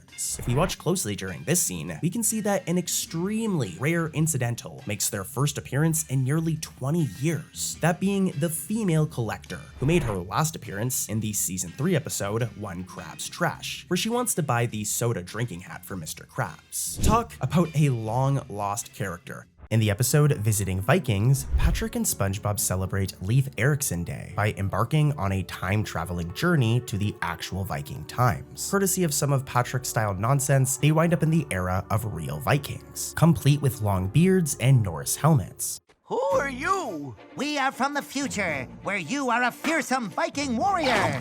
But it looks like we got here a little early. So I guess it's up to us to mold you from Meatball Boy into a real Viking warrior. This zany premise is itself a deep-cut reference. Leif Erikson Day has been mentioned in SpongeBob before, and this episode goes out of its way to honor that legacy. Early on, as Patrick gears up for the holiday, SpongeBob makes a special appearance wearing a traditional Viking helmet and a big red beard. It looks good on him, right? Like, what do you guys think? I think it looks good on him. But yeah, SpongeBob cheerfully exclaims, "Hinga dinga durgan." And you know what? Me saying it didn't do it justice. Play the clip of SpongeBob saying it. Hi, SpongeBob, hi! Happy Leif Erikson Day! Hinga-dinga-durgan. Now, longtime fans should instantly recognize this costume and catchphrase from the classic Season 2 episode Bubble Buddy, as we get a very similar scene. This is 100% a reference. In Bubble Buddy's opening, SpongeBob wished everyone a happy Leif Erikson Day, and to do this, he dresses up in a very specific outfit and says something very, very specific. Roll the footage. Hey, everybody! It's Leif Erikson Day! Hinga-dinga-durgan. As you guys just seen, SpongeBob dresses up as a stereotypical Viking, while uttering that same goofy Norwegian phrase, Hinga Dinga Durgan. This is another one that's connecting the universes, as this episode, Visiting Vikings, is technically a The Patrick Star Show episode, but what was just referenced is from old school SpongeBob, thus connecting the two shows even more. I know I keep on rambling on about that, but it's clear that, like, Nickelodeon is being very intentional about this. I might do a whole video just on this topic. The episode Teacher's Pests from season 11 has a ton of Easter eggs. In this boating school episode, Mr. Krabs and Plankton are forced to attend Mrs. Puff's class, alongside their favorite person, SpongeBob, after a road rage incident. The premise sets up plenty of nods to past SpongeBob lore, so let's get into that, as I know that's what you guys clicked on the video for. Early on, Mrs. Puff shows an instructional boating safety video that pretty much gives tips and is a guide on how to drive a boat. And if this seems familiar to you, it's because this entire tutorial video is very similar to another video we got in another episode, season 5's Boat Smarts. That entire episode, Boat Smarts, is about Mrs. Puff hosting a boating safety documentary that stars SpongeBob and Squidward. So it might not be a direct reference here, but they're very similar. They have the same like vignette effect on, and it's really cool. But if we keep it moving, there's even more Easter eggs. When class begins, SpongeBob excitedly introduces something special, with him explaining how students earn gold star stickers for good behavior. Did you know that every time you do something good, Mrs. Puff gives you a star sticker? Stickers? I'm an adult. I don't care about stickers. If you're a true SpongeBob fan, then you know that this is a direct callback to the iconic episode New Student Starfish, where SpongeBob was the star pupil with a whopping 74 stars to his name across the episode. And those drinks are recorded here on the Good Noodle Board. Huh? Oh, sorry. Whoa! In a funny bit of continuity error, here, SpongeBob has 0 stars on the board. But to be fair, this might be good continuity. It might be because it's been so many years since New Student Starfish. Maybe the board got reset. Plus, there's still boating school episodes, but we don't see SpongeBob in boating school like we used to, so maybe that's why. But nonetheless, SpongeBob has 0 stars in this episode, despite having a bunch back in New Student Starfish. But yeah, let's keep it moving. Mr. Krabs and Plankton become immediately obsessed with this reward system and begin competing by showering Mrs. Puff with fruit to earn stars. Oh, is someone hungry? Ta-da! Ooh, a grapefruit. How about some melon? Mrs. Puff soon realizes that they're bribing for stickers and snaps, exclaiming, "None of you will get any stars," effectively ending the contest. But this rivalry escalates through the driving test, leading to a chaotic finale. Notably, SpongeBob himself drives perfectly fine during the test, which is actually really weird considering the fact that SpongeBob is like unteachable. As you guys know, there have been so many gags throughout the show where SpongeBob just cannot drive. And he's tried, but he's just not very good at it.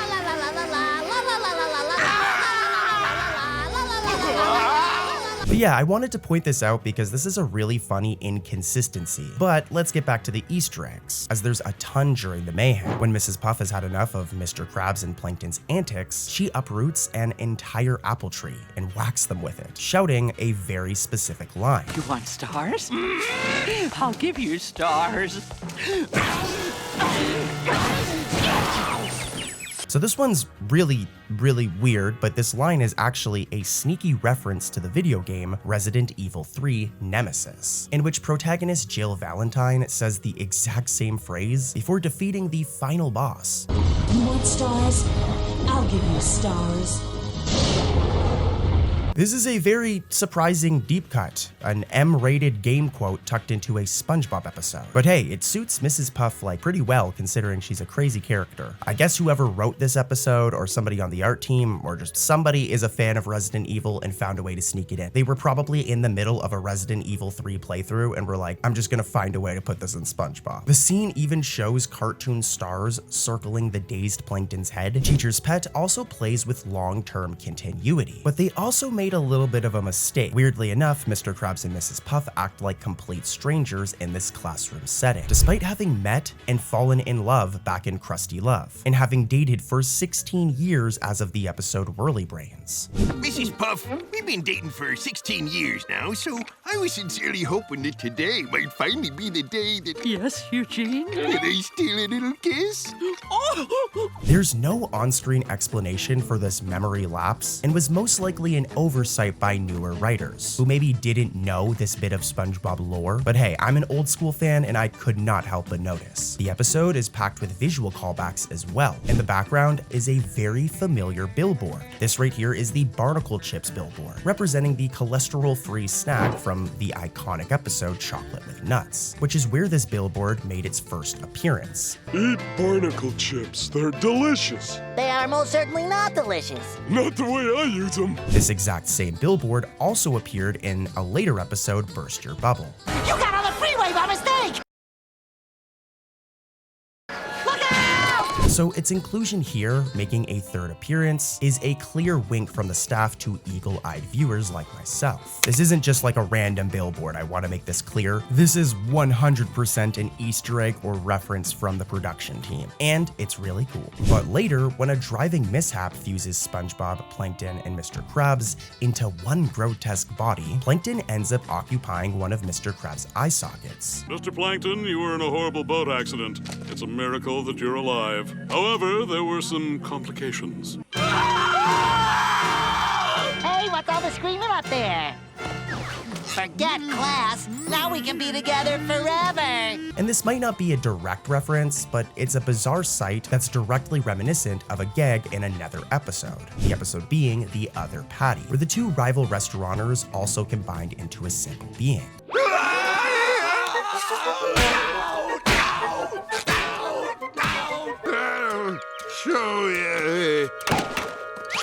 It's an obscure reference, but side by side, as you can see here, the scenes are very, very close. Finally though, this episode actually had a scene that didn't make it into the final airing, or even just the final version of the episode at all, a deleted scene, where during the last session, SpongeBob unknowingly runs over a line of fake pedestrian cutouts on the test track. I actually was able to find the clip that was cut because Cartoon Corey goes so hard for you guys, and I mean also shout out to the SpongeBob wiki. And yeah, this moment isn't necessarily that dark, but it seems that it was later deemed too edgy for modern SpongeBob, and thus was removed from the episode, which honestly is actually a telling sign of changing standards. In earlier seasons of SpongeBob, a throwaway gag like this definitely would have flown under the radar. Like if you think of SpongeBob seasons 1, 2, and 3, there are tons of jokes like this in those episodes. But it seems that today, Nickelodeon is playing it a little more safe. However, if we go back in time, there are still some gags from earlier SpongeBob that were too inappropriate. And this brings us to our next episode,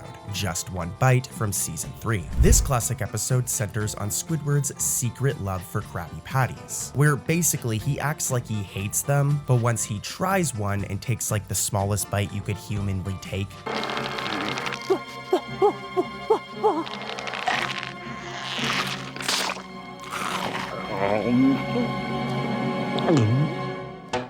yeah, that was the smallest bite ever. But after this, Squidward becomes addicted to Krabby Patties. And this episode, Just One Bite, is actually famous amongst fans for a scene that vanished after its original airing. This is another deleted scene. The deleted scene in question occurs during Squidward's midnight break-in. In the uncut version, shown only during the Totally Twisted telly premiere back in 2001, Mr. Krabs had set up a booby trap in the Krusty Krab for intruders to prevent people from breaking in when the stores close. But instead of a regular alarm system, he does something pretty crazy. Squidward sneaks through the door only to have a bucket of gasoline tip over and drench him. And what happens next is pretty crazy considering this is a kid's show. Hey, this isn't water. This is gas.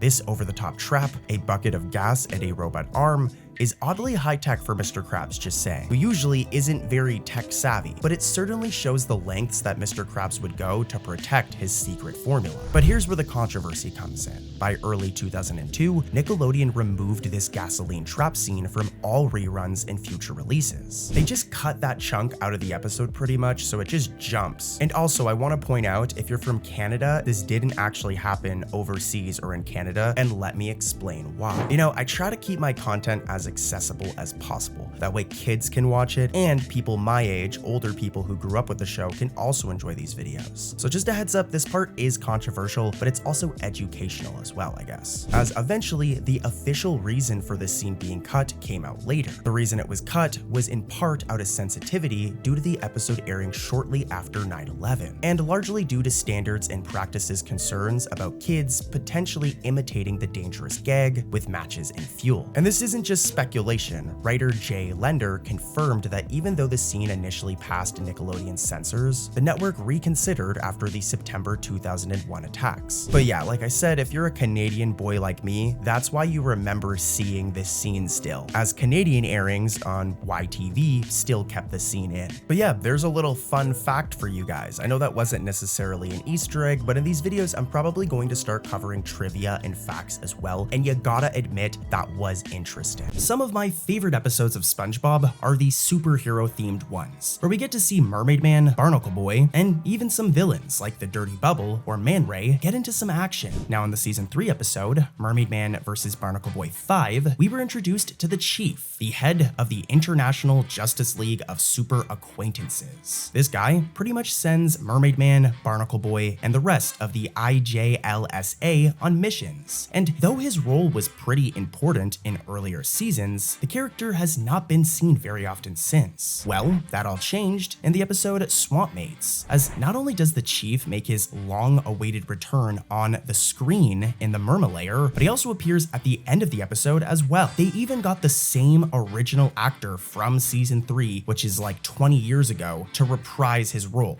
thus making the Easter egg even more awesome. Woohoo! This completes my collection!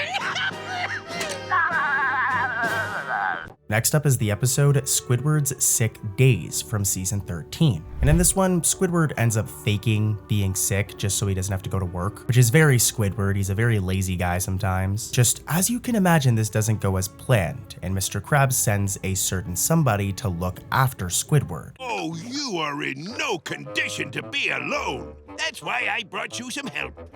Take one of these and call me in the morning. The doctor is in. Now, there's actually quite a few Easter eggs in this episode, but for them to make sense, I gotta give you guys some context. So at the start of this episode, it's Squidward at work, and as you can see, he isn't having a very good time. Everyone's yelling at him, but it turns out that this is a nightmare. However, during the nightmare, he actually makes a certain face that is a reference to an older episode. For example, take a look at this clip right here.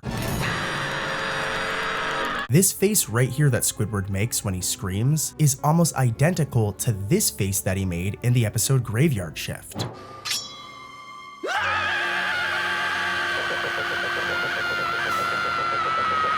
The sash ringing! The flash singing! The bash pinging! The hash slinging slasher! Here's a side-by-side, and let me know in the comments. I think that this was a pretty clear reference, or maybe it was just a happy accident. But either way, it's really cool. And if we fast forward a little bit, we'll get to this scene in the episode where Squidward is fantasizing about the perfect day, which includes him diving into a beautiful waterfront, jumping off of a waterfall, and along the way, we see his favorite snack. These right here are bonbons, and this is another reference. This bonbon snack first appeared in the episode Good Neighbors during this scene right here, and they're actually one of Squidward's favorite snacks. They're more of like a luxury treat, it seems. This is gonna be a heavenly day. Oh, I almost forgot. Bonbons.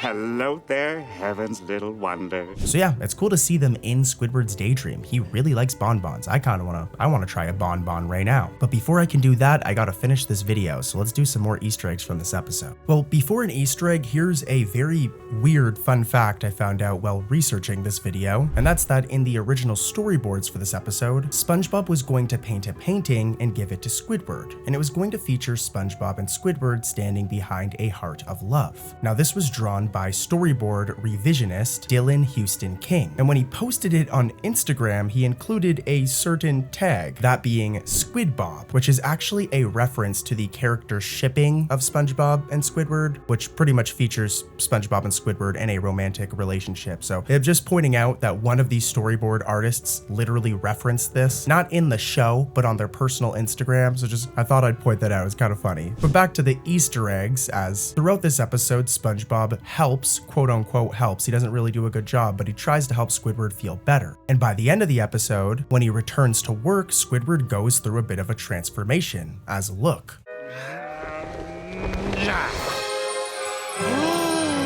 I used to be sick of everything, but I'm not sick anymore. I've been plagued by toxins and stress built up over the years at this job, but SpongeBob washed those away. As you can see, Handsome Squidward makes a reappearance in this episode. Handsome Squidward first appeared back in the episode The Two Faces of Squidward, where his face got all messed up and then he became beautiful. He actually looks very handsome. And it seems that the animators or writers intentionally referenced this at the ending of this episode. And there's actually a nice touch here, as this is like a double entendre, all right? This is like a double Easter egg. As if you look, Handsome Squidward has long blonde hair. And this itself is a callback to another episode of the original Fry Code, where Squidward had long hair in the past until he lost it on the day that Jim quit working at the Krusty Krab. So yeah, 2 references in one, and that's really, really cool. One last fact I'm gonna mention before we wrap up this episode is that there's some reused audio here, as Patrick's scream when he falls from the window is actually reused from the episode Farmer Bob. Here's a side-by-side, here's the scream from Squidward's Sick Days. Now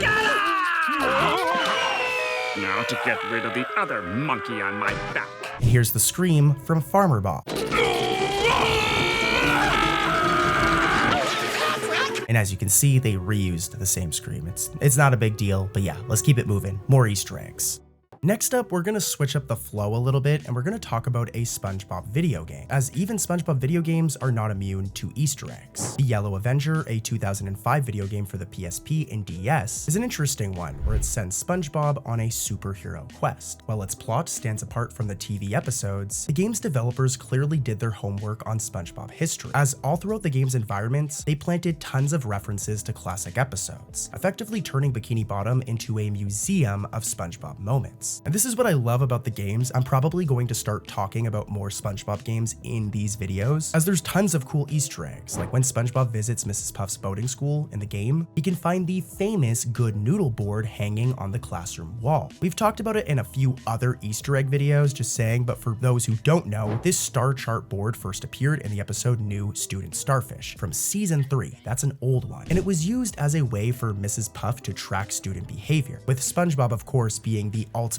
Good Noodle. In the Yellow Avenger video game, not only is the board present, but it's interactive. SpongeBob gets a mission to collect fallen Good Noodle stars to prove to Officer Nancy that he's a Good Noodle student. This is a direct callback to the episode where SpongeBob bragged about his Good Noodle stars to Patrick, and players familiar with this episode will definitely appreciate the continuity. I know I did, and when I seen it in the game, I was like, that's a cool reference. It's like a clever way to make the game feel connected to the SpongeBob universe. But I've got more. Entering Squidward's house in the game yields another treat, as there's a pixelated picture on Squidward's wall that on close inspection is actually a screenshot from one of my favorite episodes, Just One Bite. And this episode, as some of you probably know, it's revealed that Squidward has never ever eaten a Krabby Patty before. What a psycho. But once he tries one, he realizes that he loves them. But it doesn't make any sense. The Krabby Patty is an absolute good. Are you sure? Does this look unsure to you? As you can see right here, this shot is from Just One Bite, and it's known as the unsure Squidward meme. Fans will recognize this face not only from the episode, but from the internet. Like, you've probably seen this meme before. But seeing it framed in Squidward's house in-game is really cool, and the developers likely included this as a tongue-in-cheek homage to one of Squidward's most iconic scenes. But the game's attention to detail continues in SpongeBob's bedroom, as if we look under Gary's food bowl right here, there's actually a newspaper partially peeking out. It's labeled Town Scared, which is actually a reference. This is the same fictional newspaper seen at the end of the episode Pranks-A-Lot. In that episode, the season 3 finale of SpongeBob and Patrick read this after terrorizing Bikini Bottom with their invisibility spray. The headline reads, "Town Scared as Ghosts Attack," as a result of their pranks, where they use the invisible spray and they look invisible and then they prank people, as you can see in this clip right here. Toast. Well, in the Yellow Avenger, that very same newspaper clipping is hidden under Gary's bowl, but it implies SpongeBob kept a souvenir of that ghostly adventure. And we're still not done yet. Another nod comes in SpongeBob's newfound powers. With Mermaid Man's belt, SpongeBob can shoot water balls in the game, essentially globes of water that he hurls at enemies. And this ability is a direct reference to the water balls used to throw in the TV show. For example, in the first Mermaid Man and Barnacle Boy episode from season 1, and I'm still not done yet. Beyond those highlights, the game's trivia list is busting with other references. For example, the Sea Needle location is explorable, the same one from the episode pre-hibernation week. Bubble Bats and Flats the Flounder were mentioned as cut content, so they didn't make it into the game, but they were planned. But more interestingly, when you complete the game, it unlocks a character viewer that includes even more obscure characters, and a adorable touch, as if you idle for too long, SpongeBob will explain to the player how to make jellyfish jelly. So yeah, lots of cool stuff in this game, man. I really recommend giving it a play. To be fair though, it's a PSP game, so it's gonna be very dated, but I think SpongeBob should play into the whole superhero thing more often. Like, even for the next SpongeBob movie, they should do something where they all adapt their superhero personas, like the Quickster, Miss Appear, etc. But yeah, let's head into another episode. It's really crazy to think that Plankton, of all characters, has his own movie, but what's even crazier is the amount of Easter eggs and references to old school SpongeBob that are hidden throughout this movie. So let's find them together. But first, in order for everything to make sense, let's go over the story or plot of the episode or movie, and then we'll get into the Easter eggs, okay? Trust me, understanding the plot will help you understand the Easter eggs more, and it'll help you find them as well. But yeah, in this one, Karen, Plankton's computer wife, has pretty much had enough and eventually snaps on Plankton, kicking him out of his own house. Throughout the movie, Plankton ignores all of Karen's ideas, and Karen goes on to make her own successful restaurant restaurant, and Plankton even ruins that as well. So yeah, Karen's had enough and she snaps, she kicks him out, and she turns pretty evil. She actually turns into this thing right here, this three-headed evil thing that wants to take over the world. I'm super snarky Karen, and this is super smart Karen, and this is super evil Karen. Eventually, SpongeBob and Plankton work together. And I'm not going to spoil the entire ending, but as you can imagine, they figure everything out, and in the end, Karen stops acting like a Karen, I guess. But let's get into what you guys actually clicked on this video for, and that's the Easter eggs. And let's start off with all of Plankton's inventions. We see him use a ton of different gadgets and inventions throughout the film. For example, this thing, or this thing right here. And a lot of these are references to inventions he's used in the actual SpongeBob television show, or in other SpongeBob SquarePants movies. For example, the Chum Bucket helmet from the original SpongeBob SquarePants movie, the things used to control all of the Bikini Bottomites. All hail Plankton! Yeah, these things right here reappear in the Plankton movie. It takes place in this clip right here, with SpongeBob saying, "All hail Plankton." And that's just the start. There are a bunch more. For example, if we look at this scene right here, we'll spot Plankton's tank robot from another SpongeBob movie from Sponge Out of Water. Here's a side-by-side of both of them, and they're very similar. Another reference can also be found over here, during this scene, as we can see Air Plankton, which is also from Sponge Out of Water, also making an appearance in the Plankton movie. It's cool to see another movie referenced in this movie, but the rest of them are all references to older SpongeBob episodes. And they're all really, really cool. For example, who remembers the episode Married to the Money? In this episode, we were introduced to Kashina, a robot controlled by Plankton that was used to, of course, get the Krabby Patty secret formula. This food is so delicious. Oh, you don't suppose it has a secret formula? I don't suppose you know anything about secrets or formulas. Mr. Krabs, being obsessed with money, falls for this and actually falls in love with Kashina. Kashina, you came into my life when I thought I'd live the rest of it alone. That while money can't buy you love, it can give you love. Well, if we head back over to the Plankton movie and we pause at the right frame, look, Kashina from Married to the Money makes an appearance right here as an Easter egg. And here's another one. If we rewind back to the episode Enemy-in-Law, we were introduced to Chumbot.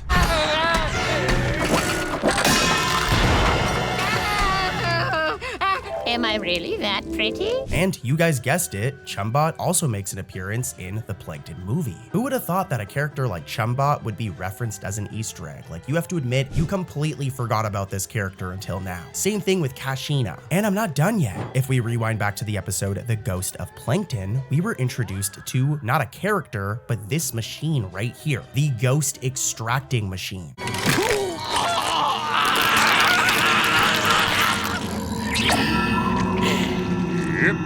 Well, it turns out that the writers of the Plankton movie remembered this one obscure item because look, it appears right here in the Plankton movie. If that wasn't already enough, back in the day there was the episode The Algae's Always Greener. And in this episode, Plankton and Mr. Krabs pretty much swap lives, with Plankton going on to become the owner of the Krusty Krab and Mr. Krabs being, just like Plankton, a savage always trying to steal the formula. But the worst part of it is... Good grief, he's naked! Now, in order for Mr. Krabs and Plankton to switch lives, there was a very important piece of technology, the Transmogrifter, this thing right here. And look, it appears in the Plankton movie. And I really like this reference because The Algae's Always Greener is a really old episode, and I love my old school Steven Hillenburg era SpongeBob references. But let's keep it moving, okay? You'll notice this robot right here, and it may look familiar. That's because it originally appeared in the old school SpongeBob episode Plankton's Army. And we're almost done with Plankton's inventions, don't worry, okay? Another one of Plankton's robots also appears as an Easter egg in the Plankton movie, but this time it's his death robot. This thing first appeared in the episode Eek and Urchin in this scene. Send over my killer death robot, would you? No, the other one.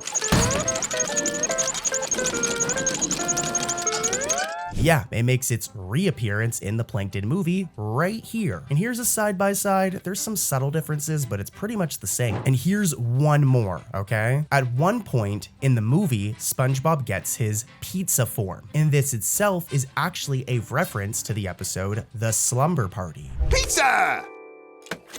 I'm sorry, Mr. Krabs. I failed you. I know, son. Oh, Mr. Krabs, that's my eye.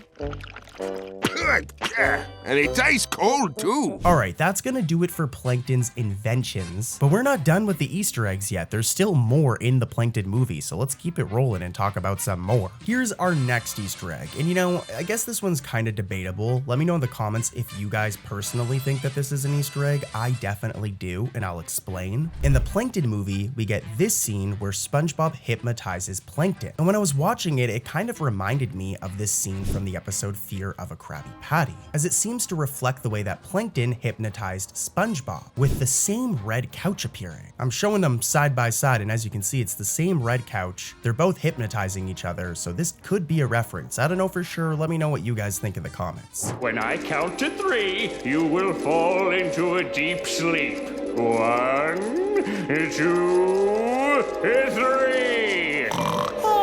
Our next Easter egg is also really cool. The Plankton movie has a ton of cool Easter eggs, as you guys have seen so far. But if we head back over to the episode Blood is Thicker Than Grease, we were introduced to 2 characters, Ma Plankton and Gordon Plankton. Another important factor here is in that episode Blood is Thicker Than Grease, they have a potato family business. We're here to stay, son. We're following your lead and starting up our own restaurant. Bucket! Well, this is actually referenced in the movie. For one, they appear in the movie, which is the only other time they've ever appeared in the series, and their potato family business is referenced. I was born pure evil. First word was tyranny. I guess this one is more just continuity, but it's really cool. I love when, you know, they build the world like this and they play off of other episodes. It's cool. Here's another one where I'm not sure if this is 100% a reference or if it was just like a coincidence, but in the SpongeBob episode Goo Goo Gas, it's revealed that back in the day, Karen was a calculator when she was younger. Well, in the Plankton movie, we get this shot where she's seen as a calculator. Like I said, it might just be a coincidence. Let me know what you guys think in the comments. This next one is definitely my favorite. So at one point, all right, Plankton gets this handsome gas sprayed on him, which, as you can imagine, handsome gas is gonna make you handsome. And guess who he ends up looking like? Here's a side-by-side, and yeah, he resembles handsome Squidward. One of SpongeBob's most iconic moments from the episode, the 2 faces of Squidward. This next one isn't necessarily an Easter egg, but it's something interesting, okay? So at the end of the Plankton movie, Plankton and Karen get married. And as you can see, all right, Plankton's wearing a regular black suit, and that's it. Remember this. As if we rewind back to the episode Computer Overload, we actually get a shot from this wedding right here. There's a photo of Plankton and Karen's wedding. The only difference is what Plankton's wearing though, all right? Plankton's just wearing the regular black suit in his movie, but in Computer Overload, in that photo, he had hair for one. He actually looks kind of fresh, and a blue suit. So maybe a reference, but I don't know. Let me know what you guys think in the comments. And that's pretty much it for the Plankton movie, guys. That covers like pretty much all of the Easter eggs. Okay, so let's talk about the season 16 episode, Pardon My Wand. As this episode has a ton of Easter eggs and they're all really, really interesting. But first, let me give you guys a little bit of context. That way the Easter eggs actually make sense. But yeah, in this one, SpongeBob gets this magic wand right here. And I mean, just think about it for a second. This is the same dude that when he became hall monitor at school, started walking around thinking he was a cop causing car accidents. SpongeBob and having the ability of magic is kind of a bad mix. It's an entertaining mix, it makes for a really good episode, but you guys know that SpongeBob is about to cause freaking mayhem. What if we just cure your hiccups instead? I'll get you some water. Huh? That'll fix it. Okay, now you guys know the premise of the episode and we can get into the Easter eggs. And this first one is a really good one. You do have to be a SpongeBob nerd to get it. I'm gonna play the clip and let's see if you guys can spot the Easter egg, and then I'll come back in and I'll explain it.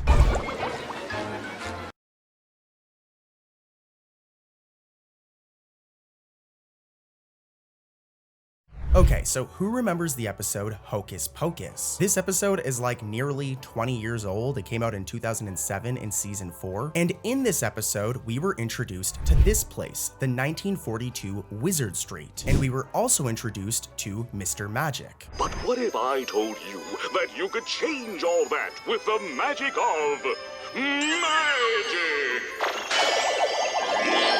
Yeah, this guy right here. Now, we haven't seen Mr. Magic or that castle I was just talking about since Hocus Pocus, so it's been like nearly 18, 19 years. But randomly, somebody decided to include it in this new SpongeBob episode, Pardon My Wand, right here. But it's a little different now. It seems that it's been redesigned and rebranded as Mr. Magic's Magic Shop. Like, it actually has a name now. And it seems to be a magician's performance venue. Also, we don't see Mr. Magic in the episode, but he cameos on the sign right here. Here's a side-by-side, and yeah, really cool. I'm gonna move on to another one, but I really want to highlight this one's really random. Hocus Pocus isn't some iconic episode. It's a great episode, but it isn't like Eels and Escalators, the board game from Sailor Mouth. It isn't like that appearing in a newer episode. This one means that whoever wrote this episode went back and they did their research. However, this next Easter egg is a reference to like an iconic episode, Tea at the Tree Dome, which was Sandy's first ever appearance back in the day.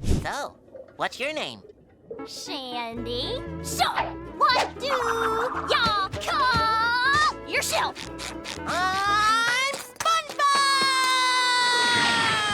Canonically, they've completely changed this now, especially with Camp Coral, as Sandy literally appears in Camp Coral, despite being seen literally meeting SpongeBob for the first time in Tea at the Tree Dome. But anyways, I want you guys to remember this orange bird right here that appears in this bird bath in Tea at the Tree Dome, as it's probably going to help you spot this next Easter egg.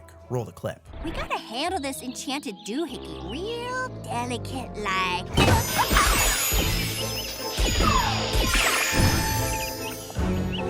Yeah, this cutie reappears in Pardon My Wand for the first time in a long time. But it's really cool to see this character that's really never appeared since Tea at the Tree Dome reappear in this episode. It's very clearly a deliberate reference, and I freaking love these. The episode Bunny Hunt is a later season gem loaded with background Easter eggs and continuity nods, all wrapped in a silly plot about a wild sea bunny infestation. The episode finds Squidward's garden overrun by a cute but destructive sea bunny named Bunny Wunny, leading to ever-escalating chaos. Like, this bunny is a troublemaker. But let's get into the Easter eggs, as longtime viewers will recognize Squidward's backyard setting from an earlier episode. At the climax, dozens of bunnies swarm and even pop out of a wooden shed behind Squidward's house. And it might just seem like some random shed, but that shed is a blink and you'll miss it reference to another episode, The Curse of Bikini Bottom from season 7. In that episode, a shed randomly appeared in Squidward's yard for a gag. Let's go look for something to do in Old Man Squidward's shed! But it isn't actually a part of Squidward's like actual house layout. If we look at other episodes and we see his backyard, the shed isn't there. So its reappearance here years later is a delightful continuity nod for fans who remember the one-off structure. The interiors of SpongeBob's Pineapple in this episode are also a treasure trove of callbacks. When SpongeBob temporarily adopts the Sea Bunny, we see his living room shelves decorated with familiar mementos. Notably, this ball right here, which is Gary's toy ball, which is actually from an episode, Gary's New Toy. Okay, that's just creepy. Gary, I think you need to spend some time away from this ball.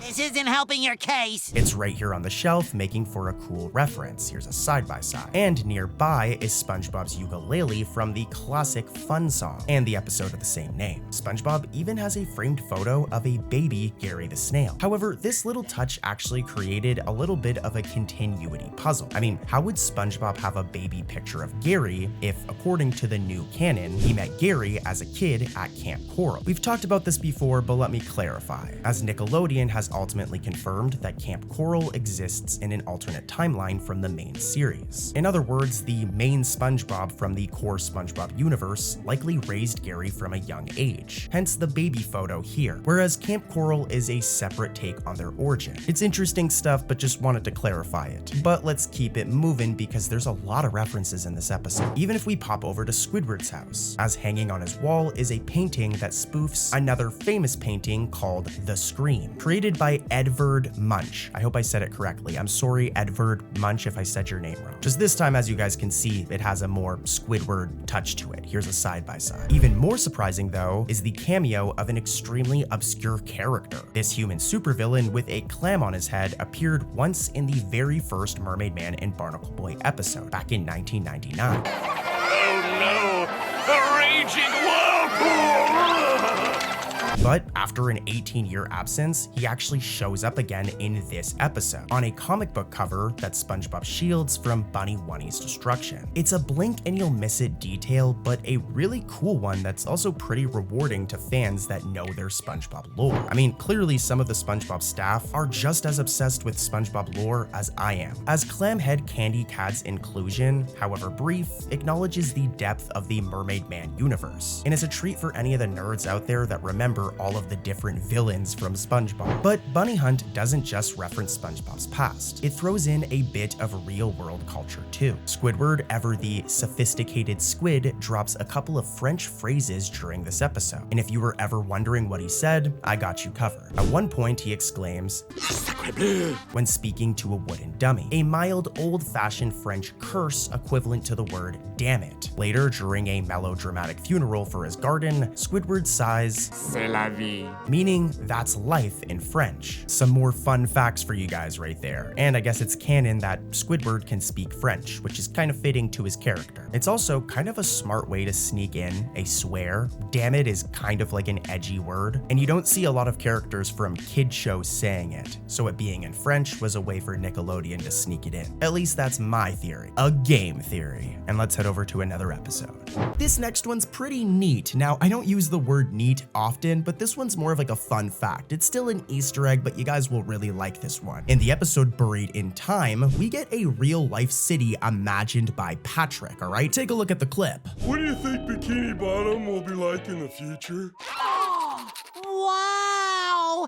Special drinking fountains for short people! I dream of a town with the perfect blend of commerce and irrigation.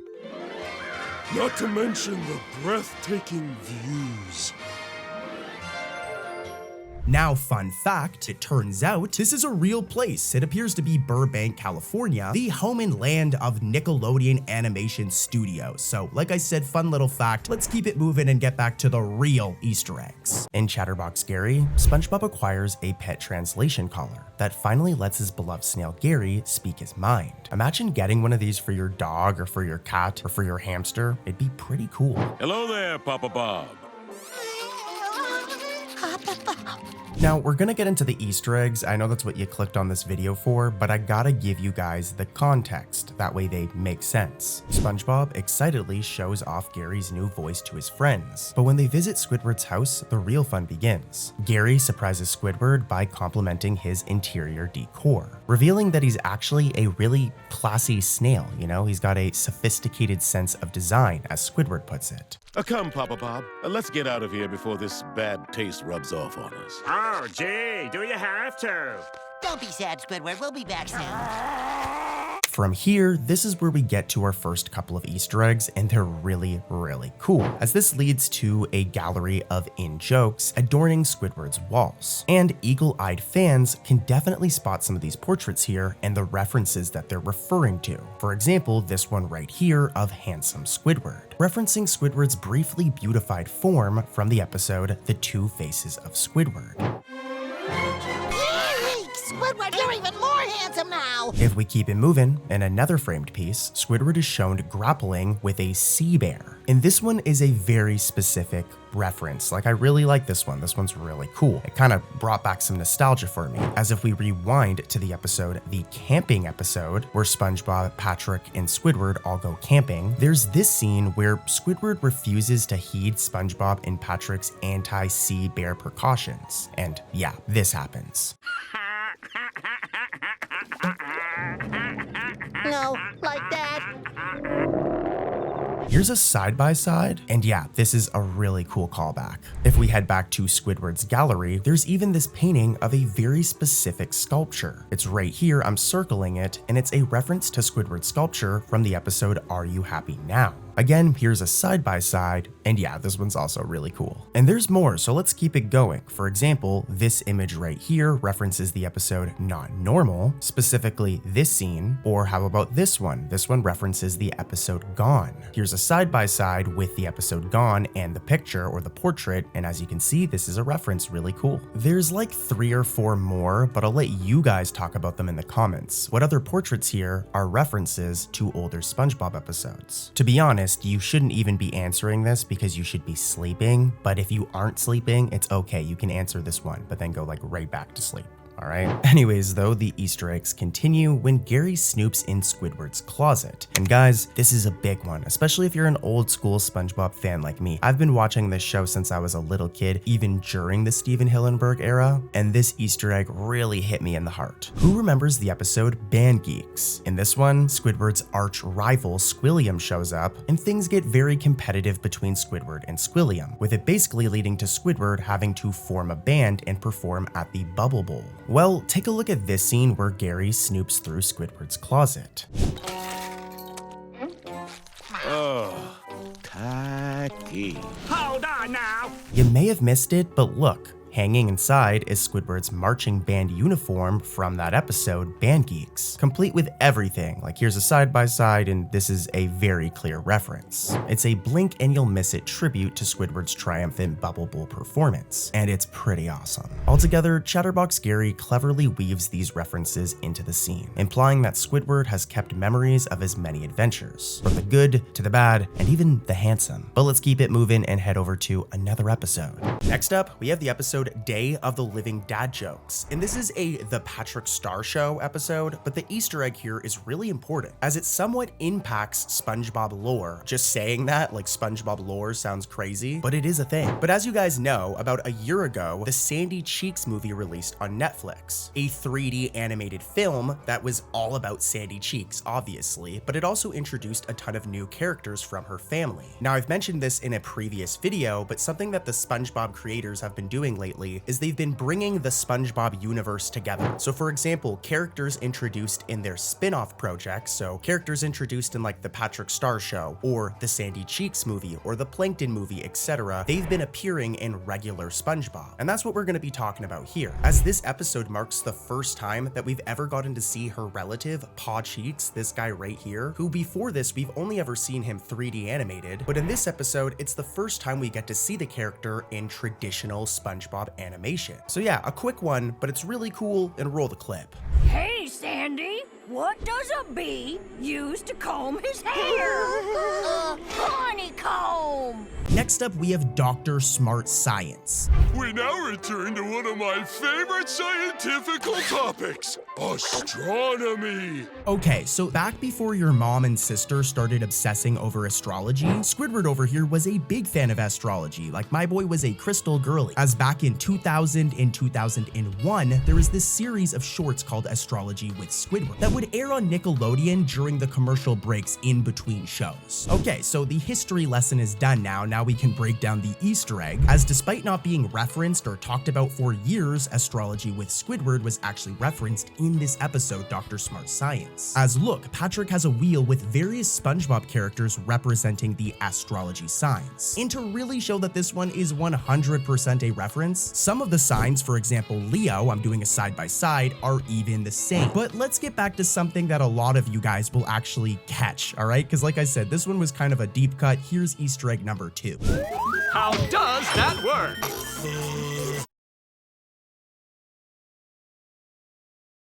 You guys know I love classic references, and that's exactly what this one is, as back in Mermaid Man and Barnacle Boy 4, a big plot element is that Mermaid Man leaves this belt right here behind. It's his super belt. It has all these super abilities. SpongeBob plays with it and ends up shrinking Squidward down. And when he's trying to figure out how he can reverse this and get poor Squidward back to regular size, Patrick over here, being, you know, a genius, suggests that he flips the M to a W to put it in Wumbo mode. Yeah, well, Wumbo mode mode is somewhat referenced in Dr. Smart Science. As in the Patrick's How Does That Work intro, we can see this text right here saying Wumboology or Wumbology, making a clear nod or reference to what I was just mentioning from Mermaid Man and Barnacle Boy 4. In this episode, Midnight Snack Attack, Plankton schemes to turn his fellow campers into mindless mutants with a secret midnight snack experiment. The mini-villain imagines using the campers as the first step in a quest for world domination, but it's the tongue-in-cheek references that truly feed fans. Early on, Plankton monologues about his plan, with him saying the following. First, I'll take over this camp, and then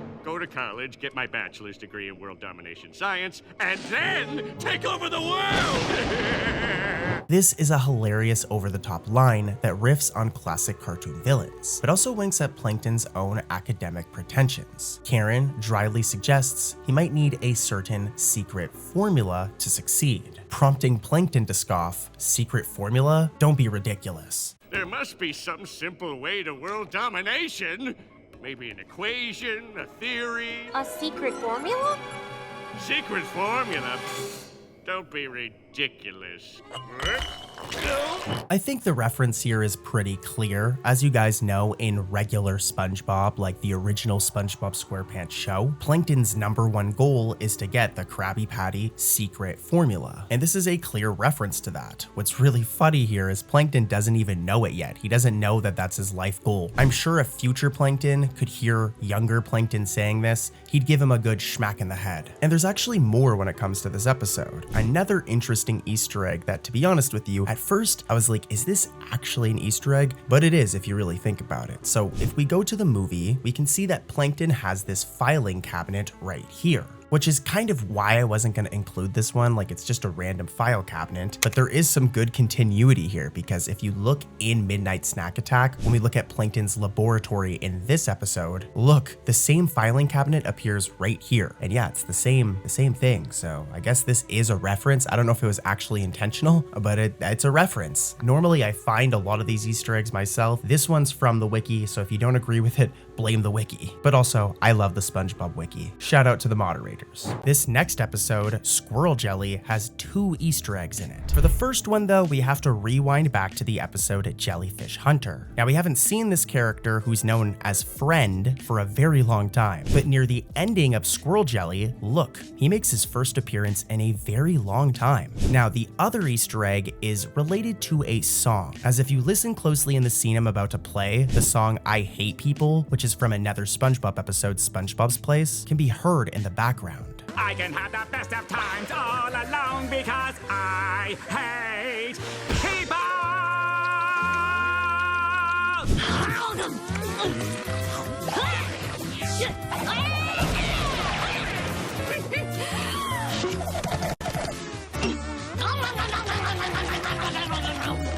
Set in the Camp Coral spin-off series, Squizzery is a campfire side adventure that teams up a young Squidward and Patrick. The title itself hints at a parody. It's a riff on the Stephen King story, Misery. Fittingly, Squidward breaks his ankles and is stuck being cared for by Patrick, which is very similar to the Stephen King story itself. But don't worry, we're not going to be talking about that boring stuff. The episode strands Squidward and Patrick in the woods, forcing the unlikely pair to survive together overnight.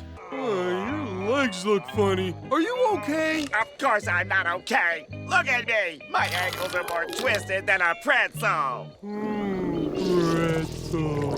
This prequel setting allows for some playful continuity twists and Easter eggs that cross-reference the main SpongeBob timeline. For example, one early gag in this episode quietly contradicts a beloved classic episode. Patrick is distracted by a boot and ends up tying up this boot. Patrick! Sorry again, Mr. Tentacles. Just tying my shoe.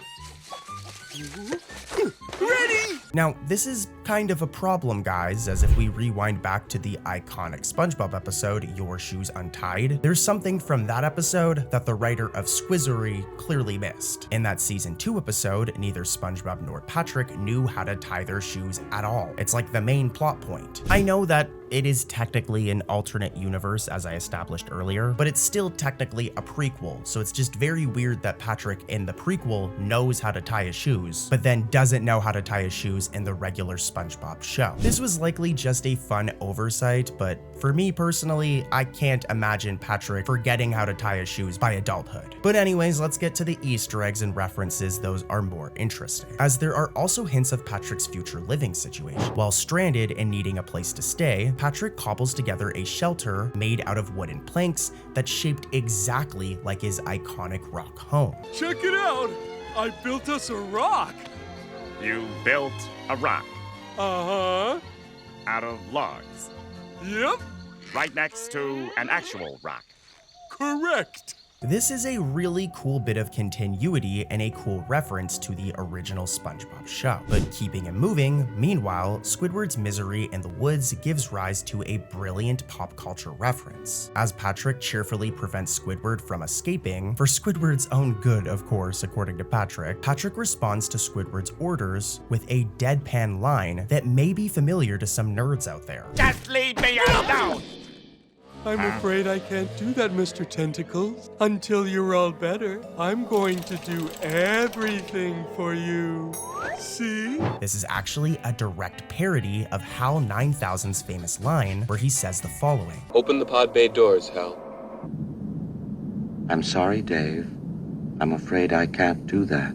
So yeah, this is a reference to 2001: A Space Odyssey, a really cool reference for sci-fi fans. But visually, Squizzery keeps the Easter eggs coming. We're not done yet. At one point, a completely out-of-place landmark appears during Squidward and Patrick's trek back to camp. The Brooklyn Bridge can be glimpsed in the background right over here. It's a surreal blink and you'll miss it detail, implying the camp might be nearer to the surface world than we thought. But more likely, it's just a funny gag. Once the pair finally return to Camp Coral at sunrise, with Squidward tied to Patrick's back, they stumble into the boys' cabin. And this is where we can find some more Easter eggs, but we need to keep our eyes peeled, okay? For a split second, we can see SpongeBob inside reading this Mermaid Man and Barnacle Boy comic book, which makes perfect sense in this timeline. Of course, young SpongeBob would be a huge fan of superheroes, especially the Mermaid Man and Barnacle Boy series. And there's a few more things here, alright? When everybody leaves and Squidward and Patrick dance, we can see the camper rules list right here, and one amusing rule reads, all jazz must be smooth. This is also a reference. It's a wink to the SpongeBob episode Smooth Jazz at Bikini Bottom, the episode where Squidward obsesses over smooth jazz legend Kelpie G. So nice to be surrounded by such kindred spirits. You can say that again.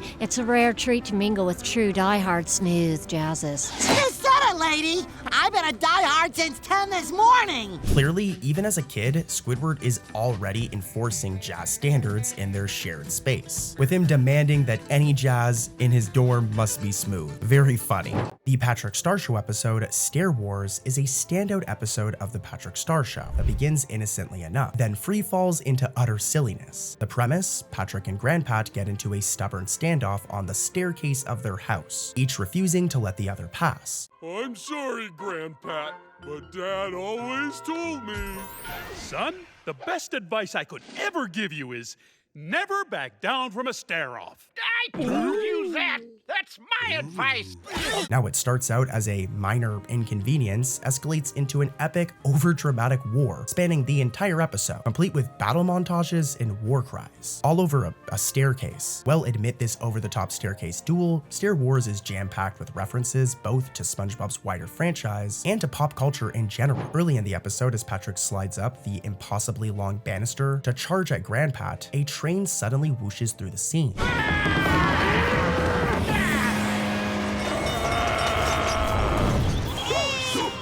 It's a quick gag. The Star Family home seems to have a full locomotive running through it. But if we pay close attention, there's a marquee that says its destination, that being Camp Coral. For those in the know, this is a delightful nod to Camp Coral, another SpongeBob spin-off that honestly is kind of overhated. Camp Coral's not that bad. This is a fun little bit of self-promotion. But more importantly, what's really cool about this is it connects everything together. SpongeBob has really been trying to expand the universe in the most recent years, where they've introduced these spin-offs and spin-off movies where Plankton has his own movie, Sandy has her own movie, Patrick has his own show, and then there's Camp Coral. So stuff like this shows that the world is connected and that it all comes together, and I love that. Now on top of Easter eggs like that connect the world together, we also have a nostalgic character cameo in this episode. This right here is Mr. Sun, the smiling, alive sun that SpongeBob famously serenaded in the classic Best Day Ever song. He looks like this. He's had many different designs over the years, but what makes this a reference is this design right here, the one that we've seen in Best Day Ever. Well, in Stair Wars, Mr. Sun appears with the exact same design, making for a cool reference as we haven't seen this design in years. This was his first appearance in the Patrick Star Show, and indeed a rare appearance in the franchise overall. The episode begins with the sun waking up groggily at dawn, pouring a cup of coffee from the Star family's kitchen, and perking up for the day. And this is a direct visual reference to Best Day Ever, where the sun was personified as a part of SpongeBob's morning routine. In the episode The Checkup, Mr. Krabs faces one of his greatest fears, not sea monsters or competitors, or even losing money or going broke, but a simple physical examination, a checkup with a doctor. Is there a Eugene Krabs?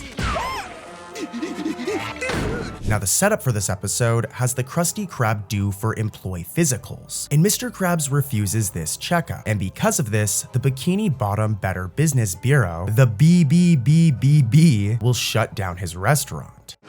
Not the BBBBB! You heard her. Now the Easter eggs are coming. I'm just explaining all of this for context so that way the Easter eggs make sense, but this weird premise of an episode leads to SpongeBob and Squidward coming up with weird schemes to trick their boss into finally completing the exam. That way the Krusty Krab doesn't get shut down and they don't lose their jobs. To rewind a little bit though, at the start of the episode, as a nurse explains the situation, SpongeBob remains unnaturally optimistic, even making a rainbow shape with his hands, as he proclaims everybody wins. We'll give Mr. Krabs his checkup over the weekend, and you just pick up the results on Monday. Everybody wins. You may have already caught it, but this little moment is a clear riff on SpongeBob's famous imagination rainbow pose from one of my favorite episodes, the very nostalgic Idiot Box. Squidward, we don't need television. Not as long as we have our imagination.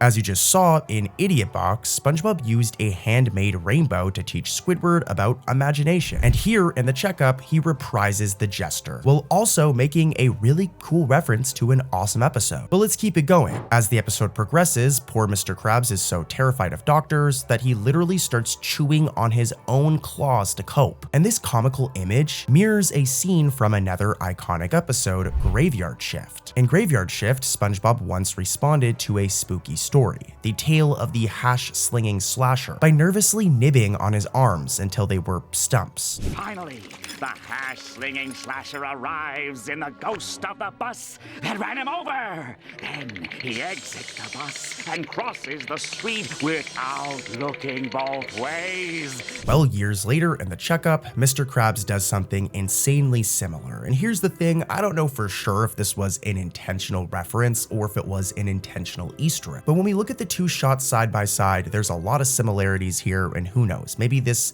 scene in the checkup is a homage to the scene I just showed you in Graveyard Shift. Let me know what you guys think in the comments. As SpongeBob and Squidward scramble to get Mr. Krabs examined by any means necessary, the episode peppers in nods to both real life and SpongeBob lore. We already talked about it briefly, but for example, the nurse's warning about the restaurant being closed by the BBBBB is actually a obvious parody of the Better Business Bureau, the real life organization known for raiding businesses and closing them down if they're not up to standards. So that's another reference right there. But if you've thought any of this is boring, don't worry guys, I've saved one of the craziest ones for right here. As one of SpongeBob's big ideas to finally get Krabs to get his x-ray is to set up a fake photo booth. Step on up and marvel at the latest technological wonder, photography. Preserve your precious punum for generations to come. Now, outside of this booth are sample photographs meant to entice customers. And these pictures hide like a treasure trove of Easter eggs, with each example photo actually being a cameo of a different SpongeBob character, many of whom are obscure or are rarely seen. For instance, one photo shows a goofy-looking SquarePants family member with a watermelon stuck in his nose. Well, this right here is a reference. This character is a reference to Sherm SquarePants, a very rare SquarePants family member and SpongeBob's uncle, whose only prior appearance was in a single gag photo in the episode Stanley S. SquarePants, where in that photo we can also see him with a watermelon jammed up his nose. I don't know why he does this, but I definitely want some watermelon now. As a matter of fact, while I'm voicing this video, guys, I'm drinking one of those Arizona watermelon drinks. They're so good, just saying. But yeah, Sherm SquarePants is referenced in the checkup, a very rare and obscure reference right here, and it's really cool. And there's more. Another portrait features a sweet old lady fish that may be recognizable to some of you guys, as she's the snail grandma from the episode Have You Seen This Snail? Come back, Miss Tuftsy. You don't want these to go to waste, do you? The exact same lady who tried to adopt and overfeed Gary when he ran away. It's a delightfully deep cut to see her included among the snapshots. Really cool. And there's more, with longtime rivals and one-off characters popping up too. Squilliam Fancy Son, Squidward's arch nemesis, can be seen smirking in this photo right here. King Neptune appears in this photo, and even more minor, rare characters like Angry Jack. This dude from the episode Slimy Dancing can be seen right here, which alone is like a very random appearance. Like the dude was a judge in Slimy Dancing, I'm pretty sure. But yeah, he can be seen right here, as well as background regulars like Old Man Jenkins, Agnes, and even SpongeBob's own parents make blink and you'll miss it appearances on the photo booth. And there's even more references and Easter eggs going on here. As an extra layer of humor, one of the photo booth images parodies a famous painting called American Gothic. Here's the painting right here, which famously depicts a farmer and his daughter in a very specific art style. Here's a side-by-side and a really cool reference right here. So yeah, that's a lot of references in one shot, and I love it. And I'm gonna move on to more Easter eggs, so don't worry, but I really want to give like the production team of this episode some credit here. Whoever wrote or decided for all of these references to be in here is a true SpongeBob fan, as they weren't in the storyboard version. If we look at the storyboard version of this episode, which we're going to talk about more in this video, all of the photos during the photo booth scene are different. So I don't know who did it, but once they started like coloring and actually animating the episode, shout out to the person who decided to put all of these awesome references. And dude, there's more. In the end, that whole photo booth plan from SpongeBob kind of backfires, and it also gives us another callback, as when the phony photo booth malfunctions and sends Mr. Krabs on a very scarring ride, he yelps in pain about his underwear catching on fire. It's kinda hot in here. Should my underwear be on fire? This oddly specific complaint, "Me underwear is on fire," that was my Mr. Krabs impression. But that line right there is a direct reference to the SpongeBob SquarePants movie, the original 2004 one, just saying. In that film, Mr. Krabs delivered that very same line during a similarly chaotic scene. It's not identical, but it's close enough where I think that this is a reference. Take a listen.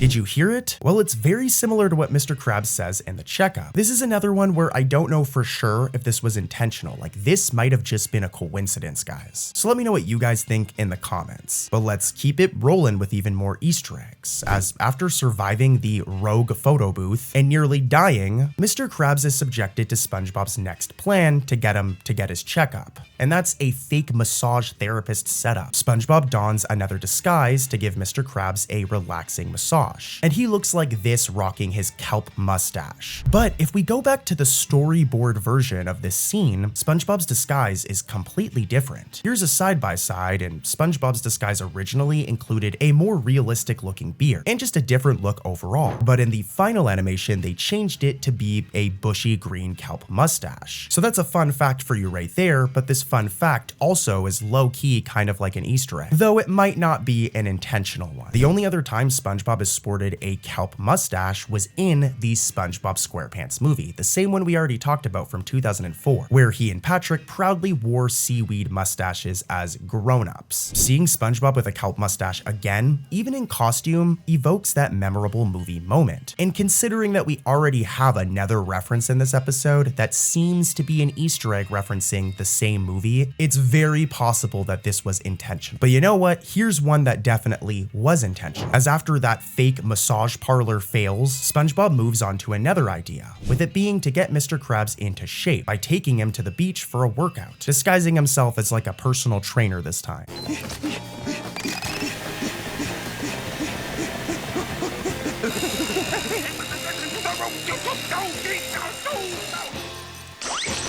Now, here's the thing. Rather than the usual Goo Lagoon, the iconic beach location that we all know from Bikini Bottom, they go to a different beach. This is Muscle Beach, a very specific location that hasn't actually been seen since all the way back in the episode Muscle Bob Buff Pants from season 1. So like it's been like over 25 years, I'm pretty sure at this point. In fact, as another little Easter egg within the scene, keep an eye on the background muscle men, as one of them is incidental to 4D, who was last spotted lifting weights at Muscle Beach in that same Muscle Bob Buff Pants episode from over 20 years ago. Well, years later, this extremely rare character makes a reappearance in the checkup in the background right here. So like seriously, dude, whoever wrote this episode like went all out. I guess it wasn't necessarily the writers, it would have been the art production team. And when I look at the credits for this episode, animation was done by Tom Usami, supervising was done by Sherm Cohen, and the supervising producers were Mark C. and Vincent Waller. So shout out to these lovely people for just cramming so much cool stuff in this one episode.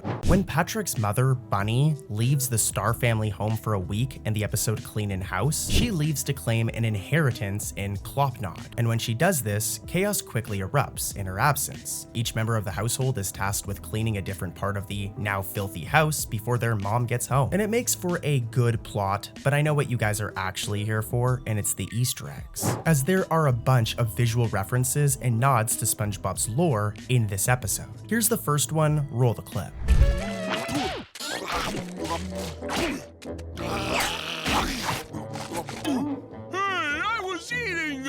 So as you can see right here, I'm looping it, but Patrick can be seen eating a chocolate bar. But this isn't just any old chocolate bar, guys. Take a look at it and then take a look at this scene and it might seem a little familiar.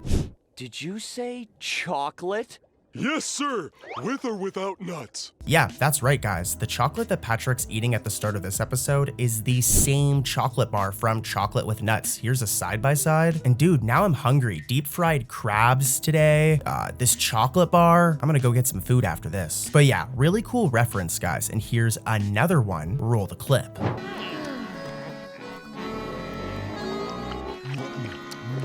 Alright, so let me explain. As you can see, there are 3 disgusting cockroaches right here, and they may seem a little bit familiar to you guys, as their design resembles the one that we seen back in the episode, Mermaid Man and Barnacle Boy 4. Okay, and here's one more from this episode, and you all should right away get this reference. Roll the clip.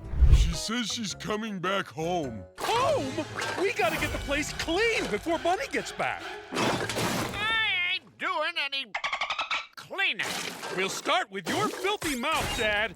Now listen, I'm gonna be honest with you guys, and no matter what, Cartoon Corey loves ya and respects ya, but if you did not catch that Easter egg, you're kind of a fake SpongeBob fan, as you guys just heard, dolphin chirps were used as replacements for curse words, which is a direct reference to the iconic episode Sailor Mouth. Another spooky episode is Curse of the Were-Doodle. This Halloween special brings back one of SpongeBob's scariest creations, Doodlebob. But honestly, Doodlebob's one of my favorite characters. Like, he's awesome. Take a look at this funny clip from his original episode.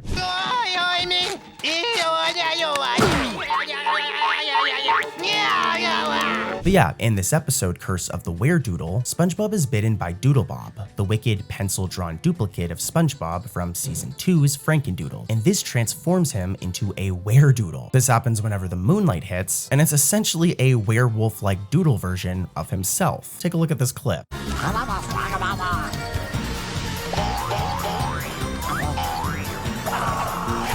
As a tribute to his pencil-drawn roots, the episode is overflowing with references to Frankendoodle, and even a recent Doodlebob cameo, making it a goldmine for fans of SpongeBob lore. Once SpongeBob's Weredoodle side starts wreaking havoc, the homages come fast and furious. For example, take a look at the way the Weredoodle repeatedly body slams Mr. Krabs in this scene right here.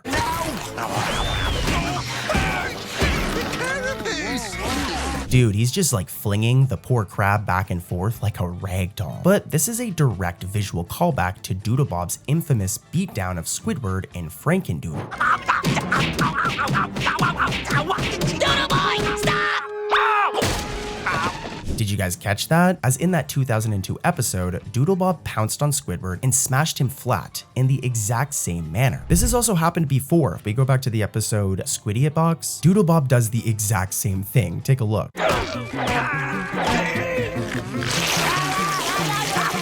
Yeah, really cool references here, guys, and there's more. Let's keep it rolling. As the Weredoodle's next rampage moment is another scene ripped straight from Frankendoodle.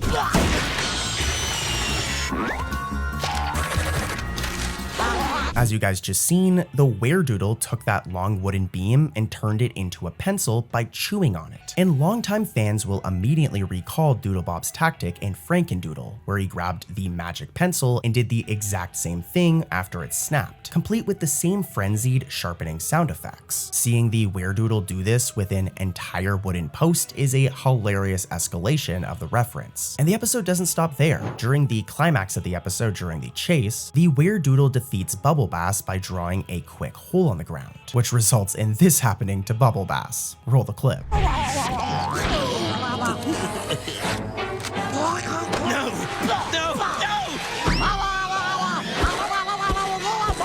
This trick is a carbon copy of Doodlebob's strategy from Frankendoodle, of course, where the villainous Doodle sketched a pit to trap SpongeBob and Patrick. In Curse of the Weredoodle, the context has changed, with Bubble Bass being the unlucky victim this time. But the visual gag is an instant hole, complete with the scribbled edges and Bubble Bass's shocked expression as he drops through the hand-drawn void. This episode, Curse of the Weredoodle, is very good. So many cool Easter eggs in it. The character, Flats the Flounder, made multiple appearances in early seasons of SpongeBob. For example, Sandy's Rocket, Texas, but most notably The Bully, where he plays a major role, where he pretty much wants to kick SpongeBob's butt throughout the entire episode just for sitting beside him and saying, "Hey, poor SpongeBob." Now, since The Bully, he hasn't had very many appearances. He has appeared a few times, but it has been fairly limited. That was until the episode Don't Feed the Clowns, as he's actually a customer of the bakery who gets knocked out by getting hit with a pie. Talk about a cool reference. It's nice to see Flats the Flounder back in action again, especially in a more recent episode.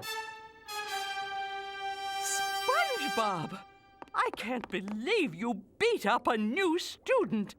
I'm going to kick your butt! In the episode Enemies a la Mode, a Patrick Star Show episode, Patrick is supposed to host his variety show, but becomes obsessed with getting ice cream. I can't really blame him. Ice cream's pretty good. I could go for like an Oreo McFlurry right now, but nonetheless, this episode's premise revolves around Patrick's family members confronting absurd rivalries. Well, Patrick himself is just more concerned with ice cream, with him chasing down an elusive ice cream truck. And this innocent setup actually hides a bunch of Easter eggs. For example, at one point of this episode, we get this like black and white segment, where it's a flashback featuring Grandpat recounting the ice cream prohibition era, a spoof on real life prohibition, where he frequented secret sweet easies until he was caught in jail. Now, during this flashback, eagle-eyed fans can spot a blink and you'll miss it Easter egg. As Grandpat is hauled into a paddy wagon, we can see this eel inmate inside of the truck right here. Now, he may just seem like a random character, but it's actually been confirmed by SpongeBob's staff that this character is related to another SpongeBob character. He was deliberately designed as the grandfather of Carlos Eel, a very obscure character from the SpongeBob episode Walking Small. In this episode, Walking Small, from all the way back in season 1, Carlos Eel steals SpongeBob's ice cream cone at Goo Lagoon by sliding straight through SpongeBob's body to snatch the cone. Plankton then forces SpongeBob to be assertive, famously shouting through SpongeBob's mouth. Terrified, Carlos bursts into tears and flees, tossing the ice cream back at SpongeBob. Surrender that ice cream cone, or every waking moment for you will become a swirling torrent of pain and misery. Well, this flashback in Enemies a la Mode cleverly mirrors this history. And it's also just a really cool reference. I mean, Carlos Eel is like the most random deep cut character ever from a season 1 episode. So the fact that the art team and the writers went out of their way to include a character that's related to him is really cool. Another fun fact about this is that Grandpat's eel cellmate got jailed for ice cream related crimes, which is very funny because if you remember, Carlos Eel stole SpongeBob's ice cream. So there's even some really cool continuity there. Like this writer and artist who did like all the conceptual art for him is a true SpongeBob fan. Like that's a true SpongeBob nerd just like me. Speaking of ice cream though, Enemies a la Mode features another rare character return. This guy right here, the ice cream truck driver himself, or the waiter from the SpongeBob SquarePants movie. Early in the episode, Patrick chases down a cheerful ice cream vendor named Walter, who upon seeing Patrick approaching is struck in with horror. And through a flashback to their childhood, we learn why. As a kid, Patrick tasted Walter's ice cream and went absolutely ballistic, like the dude just went completely fair.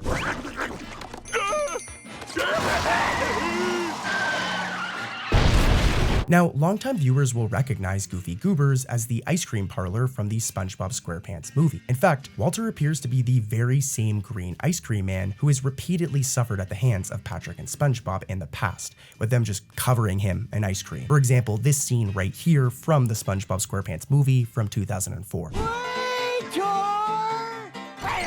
Why do I always get the nuts? A similar gag like this occurs in the season 11 episode Pat Nokia, where Patrick, under Plankton's influence, orders this crazy massive ice cream order of sundaes, and being the clumsy starfish that he is, he flings one right into the same vendor's face. Our poor guy Walter is just always getting hit with ice cream. Well, in Enemies a la Mode, it's implied that Walter is the very same vendor, with a very traumatic past with Patrick. Patrick even kept a childlike crayon drawing of the mean old ice cream man as his sworn enemy. This continuity makes the scene extra hilarious for fans. The poor ice cream man thought he'd seen the last of Patrick's chaos years ago, only to have the pink dude return wanting more ice cream and chasing him down throughout like the whole episode. And those aren't the only Easter eggs here. In Grandpat's Prohibition flashback, many character designs reference 1930s animation, and Squeedina's popsicle in the present day is actually a reference itself. It's shaped like a bomb pop, a nod to a real-life frozen treat. The episode's title itself, Enemies a la Mode, echoes the season 5 SpongeBob episode title, Krabs a la Mode. Another really good episode, by the way. All of these layers make this a really good episode filled with tons of references. Like, they're really cool. In the season 16 episode, Exchange Student Driver, Mrs. Puff finally finds a clever, well, kind of extreme solution to get a break from SpongeBob's never-ending boating school failures. She decides to enroll him in a foreign exchange program and ships him off to a distant driving school in Klopnod. If you've heard of Klopnod before, it's because this is actually like kind of a reference. If we go back to the Patrick Star Show episode, Klopnodian Heritage Festival, we were introduced to this whole culture. I'm so happy to be sharing my Klopnodian culture with my family. According to this pamphlet, Klopnod is the silliest place in the ocean. So it's cool that that was referenced here. This is another example of them, you know, expanding the universe and connecting the spin-offs to the main show. This location has appeared tons of times in the Patrick Star Show, but this was the first time it ever appeared in SpongeBob. And it kind of makes it now like 100% a canon location. But let's move on. In the episode Near Mint Plankton, Plankton concocts a new scheme by shrinking down and disguising himself as a collectible figurine. And why? You guys know why. He wants to snag one of those delicious Krabby Patties without Mr. Krabs noticing. Very clever, Plankton. Instead, though, he ends up in the clutches of Bubble Bass, who is an avid collector of limited edition superhero memorabilia. This guy is obsessed. And we're gonna get into the Easter eggs, but I gotta say, I do like how they changed Bubble Bass's character over the years. Originally, he was just this rude dude who liked pickles, but they've kind of turned him into the nerdy character who's obsessed with nerd stuff. Anyways though, this episode's premise naturally sets the stage for a literal treasure trove of different SpongeBob nostalgia and Easter eggs. For example, when Mr. Krabs cashes in on the collector craze by selling special edition Krabby Patties, the varieties on offer are a delightful deep cut from the season 9 episode Munity on the Krusty. In that earlier episode, it's actually really old now, from like 2015 I think, but in this episode, SpongeBob introduced novelty patties like the Hattie Patty, a Krabby Patty that you wear as a hat. There's also the Chatty Patty, a talking patty for teens, and the Bratty Patty, a kitty patty with a backwards baseball cap. And he's the man who brought you the double Krabby Patty, and the Krabby Patty with cheese, and the Bratty Patty for kids. This patty's stealing my style. I'm the only one who's allowed to wear a backwards baseball cap, guys. Come on. Surely enough, though, Near Mint Plankton shows Bubble Bass proudly adding a new pickle patty to his collection, right alongside his Chatty, Hattie, and Bratty patties. The very same whimsical burgers first seen during Unity on the Krusty. This is a clever callback that rewards eagle-eyed fans. And even Bubble Bass's line, "I'll place it next to my Chatty, Fatty, and Bratty patties," directly references those legendary novelties. It's not like they just showed them, he literally refers to them by name, so we know this is an Easter egg. But let's keep it moving, as Bubble Bass's basement itself is a shrine to SpongeBob lore. Viewers can spot a statue of SpongeBob dressed as a certain superhero. Take a look at this clip from the episode Mermaid Man and Barnacle Boy 5, more specifically the superhero that SpongeBob turns into. This guy right here is the Quickster, and we haven't really seen him since Mermaid Man and Barnacle Boy 5. We've seen some of the other superheroes in this episode. For example, in Mermaid Man and Barnacle Boy 5, Sandy dresses up as Miss Appear, another superhero that can turn invisible. But we've actually seen Miss Appear a couple of times since then. For example, in the episode Delivery of Doom, or in the episode Appointment TV, as you can see here. But the Quickster, we haven't seen this character for a long time, but that all changed in Near Mint Plankton. As look, amongst Bubble Bass's collectibles, there's this statue of SpongeBob dressed up as the Quickster. This blink and you'll miss it background gag firmly anchors the episode in SpongeBob's wider universe. And who knows, maybe we'll see the Quickster again in the future. I would love to see another episode where they all dress up as superheroes, but I've got more, and the Easter eggs are gonna get even crazier as we go. That way, if you guys are still awake, you haven't fallen asleep yet, at least I can keep you guys entertained. But you should be asleep already, bro. What are you doing? You got work or school tomorrow. Go to sleep. I love you. I'm trying to support you here. But anyways, here's the next episode. In the episode, Accidents Will Happen, Squidward feigns a workplace injury at the Krusty Krab, forcing Mr. Krabs to pamper him and triggering an over-the-top investigation. The storyline is packed with sly nods to past SpongeBob moments, so let's get into those. For starters, Mr. Krabs' solution to uncovering the quote-unquote truth behind Squidward's accident is to review the surveillance footage, using cameras that he claims to have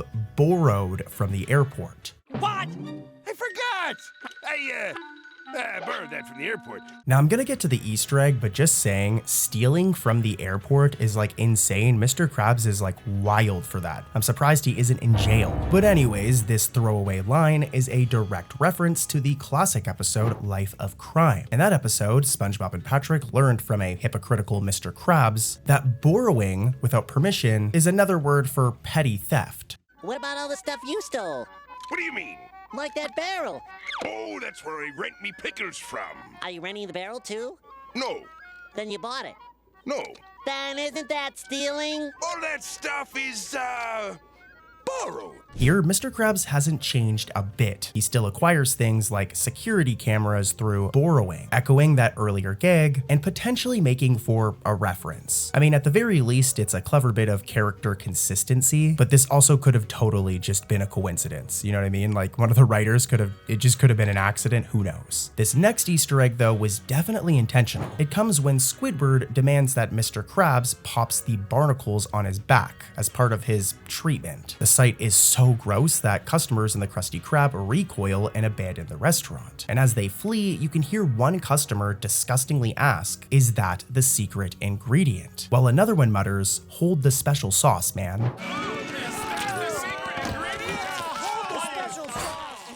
This dark little joke plays on the show's long-running gag about the mysterious Krabby Patty's secret formula, and it's very meta that they're acknowledging it more. I know Plankton wanting to steal it is a big plot point. You don't hear other characters reference the secret formula very often, or question what's in it, but let's keep it going. Patrick Star contributes his own goofy reference during the investigation scene. When SpongeBob brings in Patrick for expert help, Patrick babbles nonsensically, saying the following. I needed help investigating the accident. Right, buddy? Breakfast, green Finland. Did that sound familiar? As him saying Finland is actually like a direct reference to one of my favorite episodes. Who remembers the character Doodlebob from the episode Frankendoodle? Such an iconic episode. Well, in that season 2 episode, Patrick was struck by a bowling ball dropped on his head by Doodlebob and said something very similar.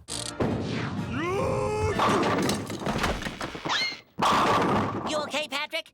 Finland! Well, Accidents Will Happen recreates the joke, with Patrick once again uttering, I guess, his famous catchphrase. I mean, what's more famous for Patrick, him saying Finland or him asking if mayonnaise is an instrument? Let me know in the comments. But we're almost done with this episode. I've got a little bit more though, and here's some behind the scenes details about this episode. I know I'm going on about Easter eggs all the time, but as you guys have probably noticed, these videos are about facts, Easter eggs, and trivia, with Easter eggs being the priority. But anyways, towards the end, when Mr. Krabs exposes Squidward's fraud and his lie, we get one more behind the scene Easter egg, as I mentioned. As Squidward lounges, Mr. Krabs storms off to fluff Squidward's pillow in anger. Squidward deadpans under his breath, "Oh, just fluff it," in a perfectly bitter tone. I mean, listen for yourself.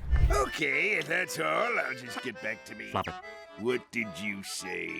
I said, fluff it. I'll fluff him. Well, this line wasn't in the script at all. Voice actor Roger Dumpass ad-libbed fluff it during recording, going off script and adding to the episode. I mean, it's not a big deal, but I like covering everything and it's an interesting behind the scenes detail. But let's head over to another episode. Here's another nostalgic one from an older episode, a much older episode. The reference can be found in the more recent episode though, Pat Hart's Squid, and it has to do with a certain garden. Here, take a look at this. More like this, please.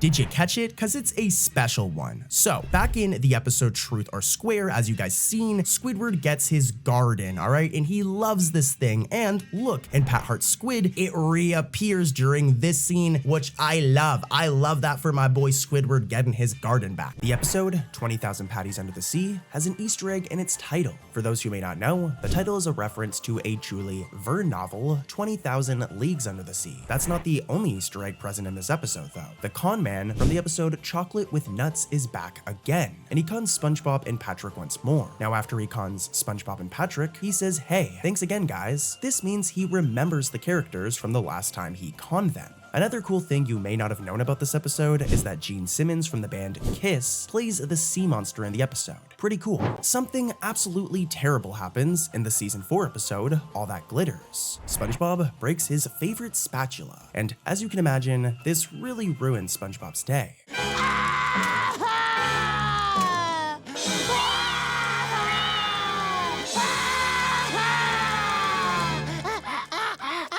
Don't worry though, at the very end of the episode, we get this hilarious scene of SpongeBob being reunited with his old friend, and the episode ends with everything back to normal. Now the Easter egg in question can be found during this scene, and it has to do with everyone's favorite incidental, Fred. If you're a true SpongeBob fan, you'll know that this isn't the first time we've seen Fred in this outfit, as it's actually a reference to the outfit he wears in the classic season 3 episode, One Crab's Trash. The episode, Appointment TV, has been covered many times on this channel, and that is due to it being full of Easter eggs. Like seriously, there is a good 5 to 10 Easter eggs in this episode. But today, we're just going to focus on one. Back in the season 3 episode, Mermaid Man and Barnacle Boy 5, SpongeBob, Patrick, Squidward, Sandy, and Mermaid Man dress up as the IJSLA, and Sandy dresses up as Miss Appear and wears this costume. Well, she wears the exact same costume 8 seasons later in Appointment TV, thus making for an awesome callback or Easter egg.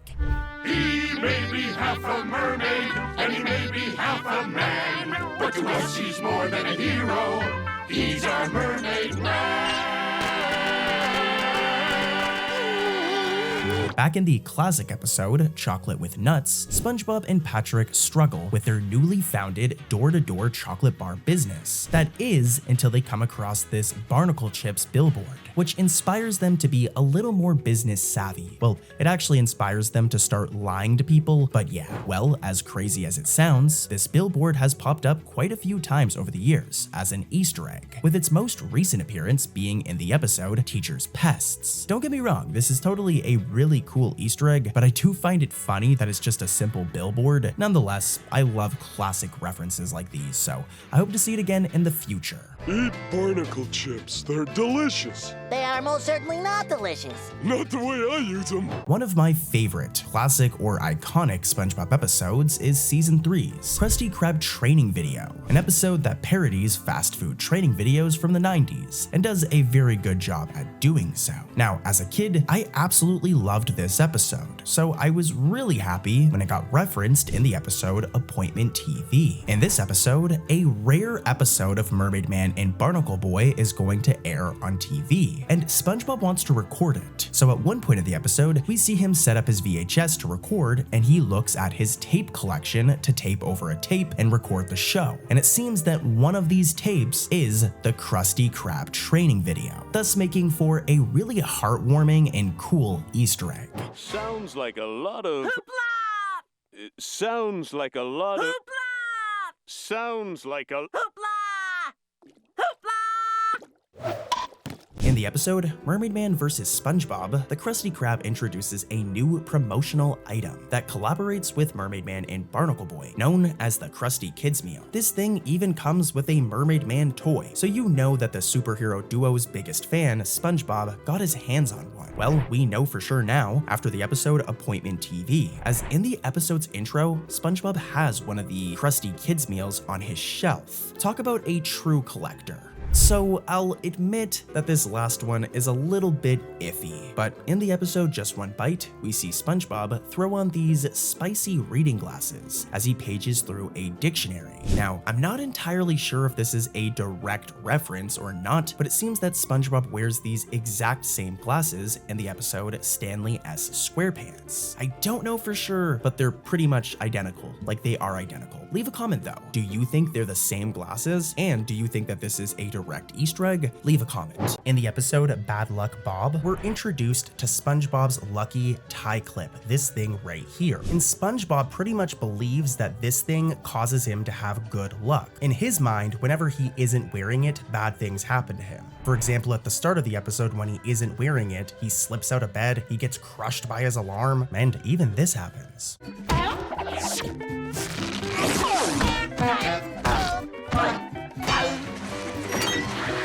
In the end, SpongeBob loses the clip and his life just falls to shambles, but as you guys can imagine, it's a cartoon and he ends up getting it back in the end. But more importantly, this episode has a bunch of Easter eggs, and let's get right into them. Here's the first one. I'm gonna play the clip and then I'll come back and explain it.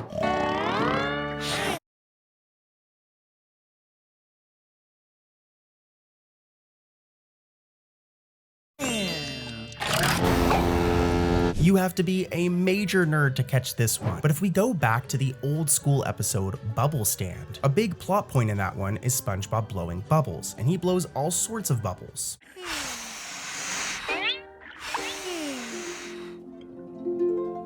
If you were paying close attention, one of those bubbles may have seemed familiar. In the original episode Bubble Stand, we see SpongeBob blow a duck bubble, this one right here, and a butterfly bubble. And in Bad Luck Bob, when SpongeBob snores, he blows something very similar. Here's a side-by-side of both, and I don't know, let me know what you guys think in the comments. I think that this was a reference, in my opinion. And we've got more. Here's another one, and let's see if you guys can catch it. It's another callback to SpongeBob Season 1, and here's a hint, it has to do with blowing leaves.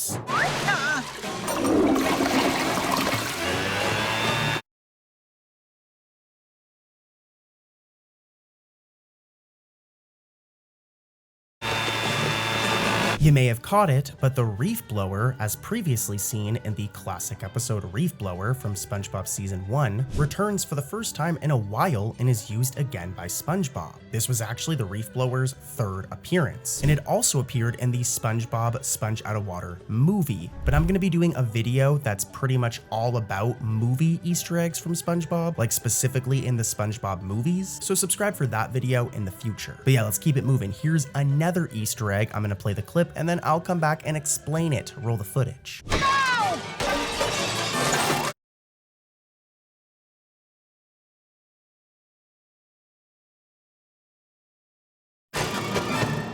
My lucky tie clip is missing! Now this isn't a one-to-one reference, and I might be reaching here, but if we go back to the episode The Chaperone, there's this clip where SpongeBob emerges from his toaster.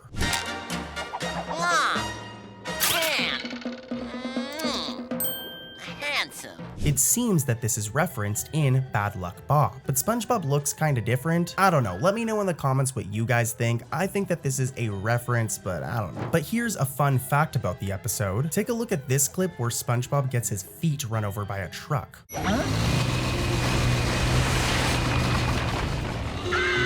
A new freeway? This is actually a reference to the 1961 Merry Melodies cartoon Beep Prepared, when Wile E. Coyote's feet are flattened while trying to trip the Roadrunner. Here's a side-by-side, and yeah, that's a reference, pretty cool. Next up, we've got the episode Bassword. Here's Easter egg number 1. Old Man Jenkins has a plane!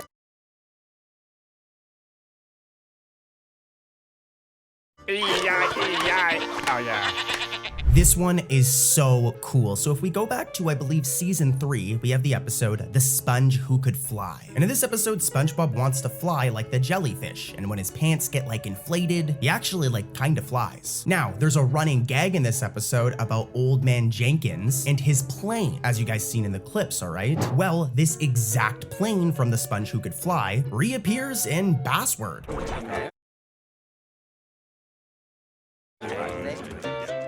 Jetsam City, here I come! This one's like interesting, but the Bikini Bottom Station has the exact same design it had back in the Great Patty Capital. Another cool Easter egg can be found in the episode Biddy Sitting. Well, to be honest with you guys, the entire second half of the episode is essentially an Easter egg, as it features two classic characters. In the episode Chocolate with Nuts, SpongeBob goes door to door with Patrick, lying to people about their magic chocolate bars, and eventually come across this dynamic duo, Incidental 87, aka Mary, and her mother. Well, Mary has shown up a few times over the years since her debut, but her mother has been absent ever since Chocolate with Nuts. That is, until a few years ago, as she plays a major role in the episode Biddy Sitting, and it is a major nostalgia trip.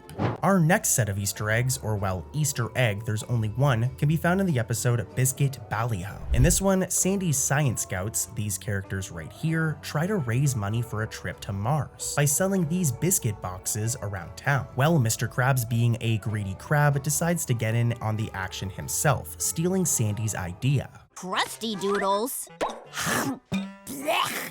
These are just stale Krabby Patty buns. Yeah, Mr. Krabs sucks, and this whole thing leads to like a town-wide war with both troops fighting to get sales. It's a fun, wild episode that I definitely recommend, but we're not here for that, we're here for Easter eggs, and there's one I want to talk about. I'm gonna roll the clip and then I'll explain it after. Roll the footage. All right, Science Scouts, listen up. This here business is serious as a rattlesnake bite.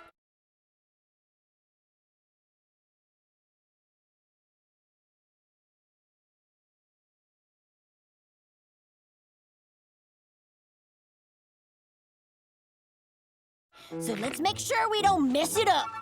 If we earn enough money, we can finally afford that trip to Mars! This is a very obscure reference, but some of the writing that Sandy uses in her blackboard in the beginning of the episode are references to one of my favorite episodes, SpongeBob in Random Land. Particularly this K equals AZ equation and 1220, which is the exact production code for the episode SpongeBob in Random Land, which is how we know for sure that this is a reference. And let's keep it rolling. I've got another episode coming up after this with more Easter eggs. Next up, up, we've got Blood is Thicker Than Grease, which only has one Easter egg, but it's really, really cool. Roll that clip, guys, and here's a hint. It has to do with Plankton's family. There's room for the whole Plankton clan!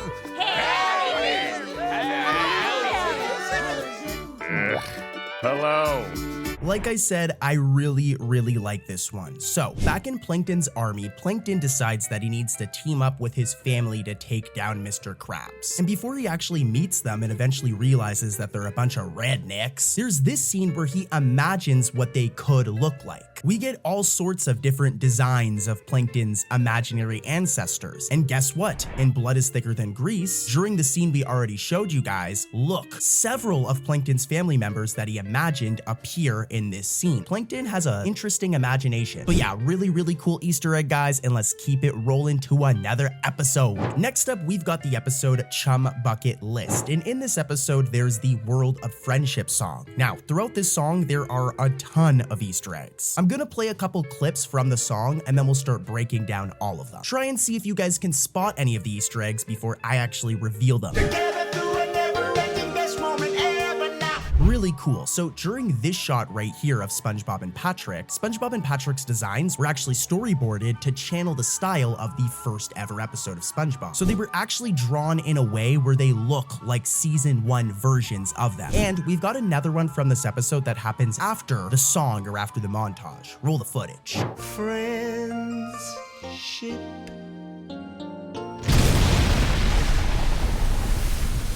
Did you guys catch it? So after the song, this explosion is played, and it might seem familiar because it's actually a reference to 3 older episodes. This exact same explosion clip was shown in Dying for Pie. It was then also used in The Krusty Plate, Frozen Face Off, and Neptune's Ball. And we still ain't done yet, gang. We've got more Easter eggs. Let's head over to another episode. Our next Easter egg can be found in the episode Boating Buddies. In this episode, instead of a typical SpongeBob boating school episode, is all about Squidward attending boating school after getting a ticket. As you can imagine, this was all SpongeBob's fault, of course. But luckily for him, SpongeBob decides to help out, eventually leading us to this scene where Squidward does his driving exam. For a few frames, the rare incidental character Granny appears, thus making her first appearance since her debut episode, Have You Seen This Snail? Our next Easter egg can be found in the episode Potato Puff, but we need to go back for it to actually make any sense.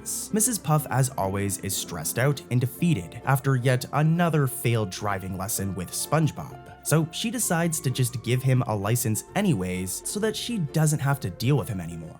Mrs. Puff, Thank you, SpongeBob. Congratulations. Have a nice life. Now, when she gets home, if you look on the wall, there's a portrait of the exact frame on screen. This is known as a recursive image, and it's actually referenced in the opening of the season 13 episode Potato Puff. As look, there's a portrait of the exact frame going on in the episode on Mrs. Puff's wall yet again. Our next Easter egg can be found in the episode Bottle Burglars, and it references the iconic season 2 episode Frankendoodle.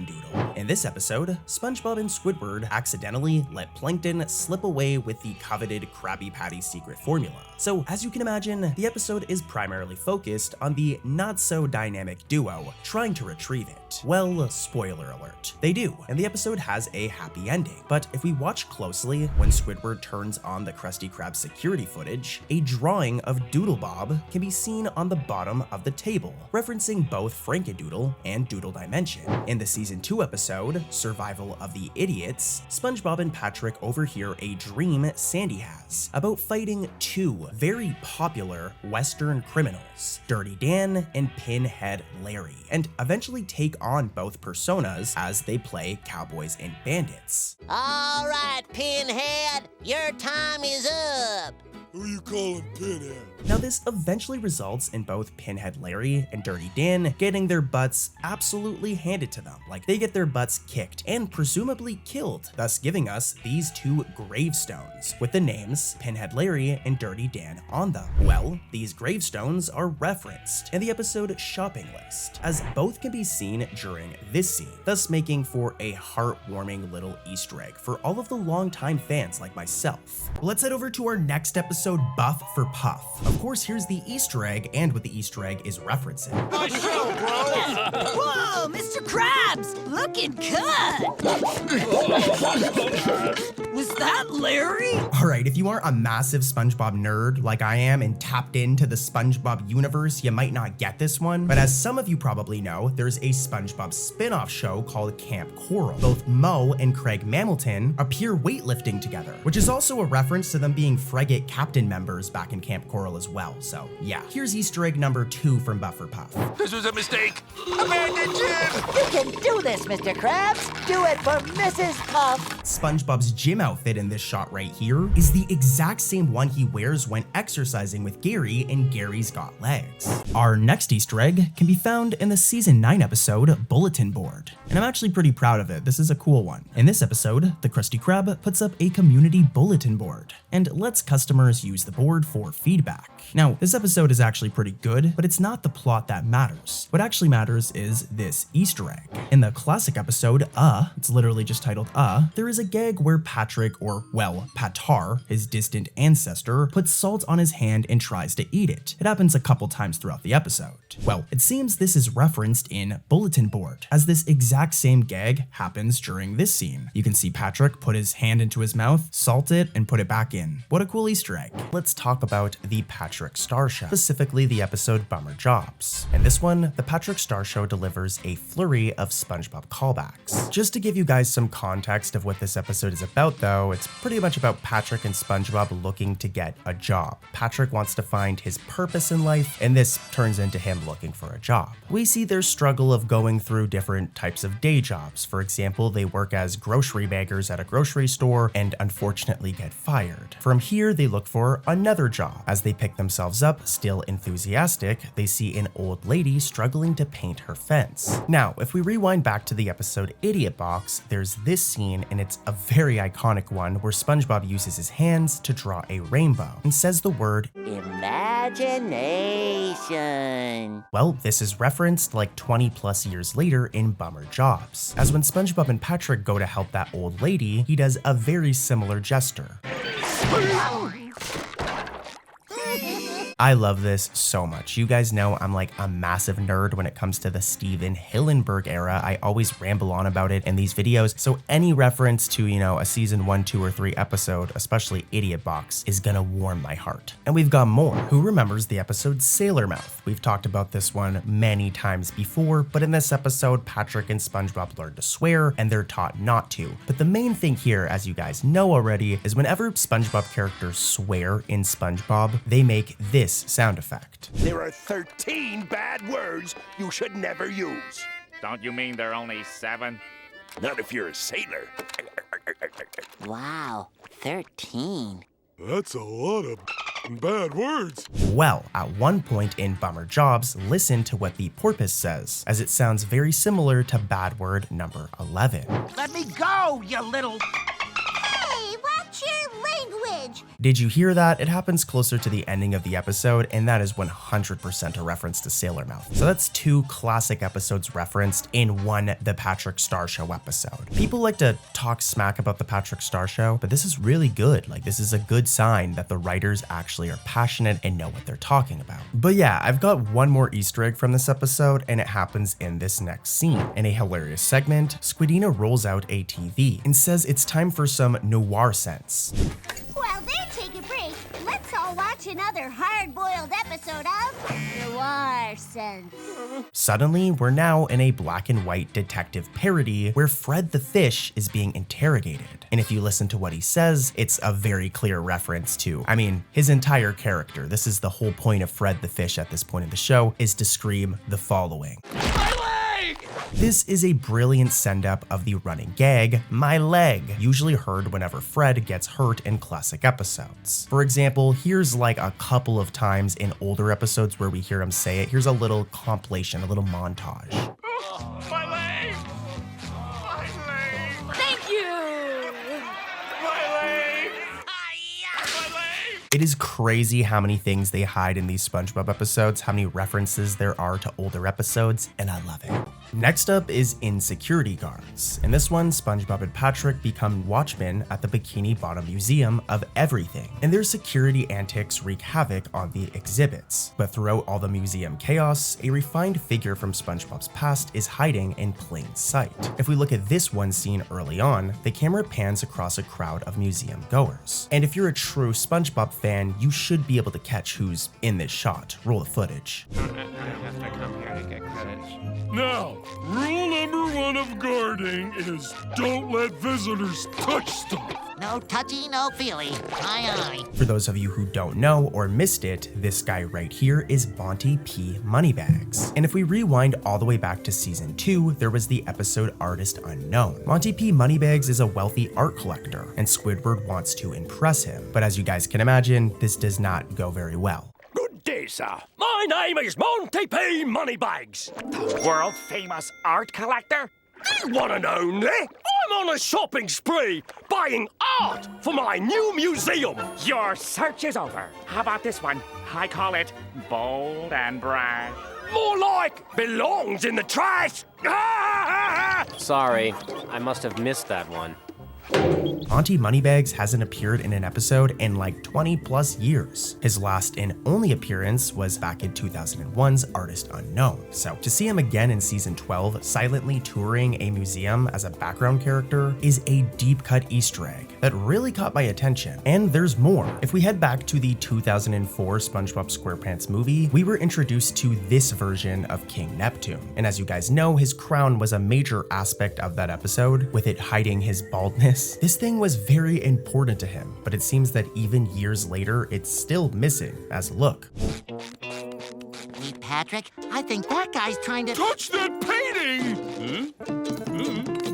If we pause right here, we can see that it's still missing, and it can be found in the museum as one of the things that the robbers stole. This is a really cool Easter egg. I mean, that movie came out in 2004, so considering that this episode came out in 2019, it shows that the writers were really paying attention. Also, a fun fact, in this episode we were introduced to this painting right here, and we would not see it for a long time after this. It seemed that originally it was going to be exclusive to this episode in Security Guards, but if we fast forward years later to the Camp Coral episode, Revel Revolution, it actually appears in this scene right here. No one wakes us up like you, and I should know. I'm your biggest fan. Yeah, I go. I have all your albums. Here's a side-by-side, and that's definitely the same painting, right? Let me know what you guys think in the comments. On top of that painting, there's a couple of other paintings in this episode that seem to be references. For example, this one painting here with Mr. Krabs and the Krabby Patty, it's actually a reference to The Creation of Adam, a painting made by Italian artist Michelangelo. What you doing? I'm cleaning centuries of dirt from this priceless painting. Going too slow. I think I know how we can speed things along.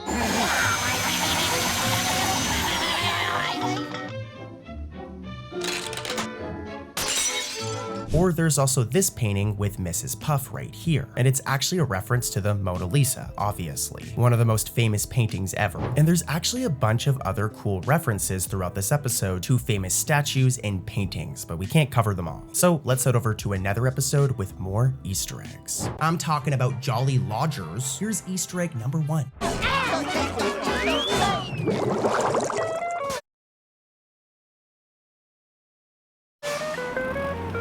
It's easy to miss, okay? But when Squidward's bus arrives at Hotel Halibut, Jim's limousine from the original Fry Cook can be seen outside of the hotel, making for an awesome reference. I loved Jim the Fry Cook. He's from the original Fry Cook. There's another Easter egg in this episode, or I guess I should say Easter eggs, because it's like a ton of Easter eggs in one.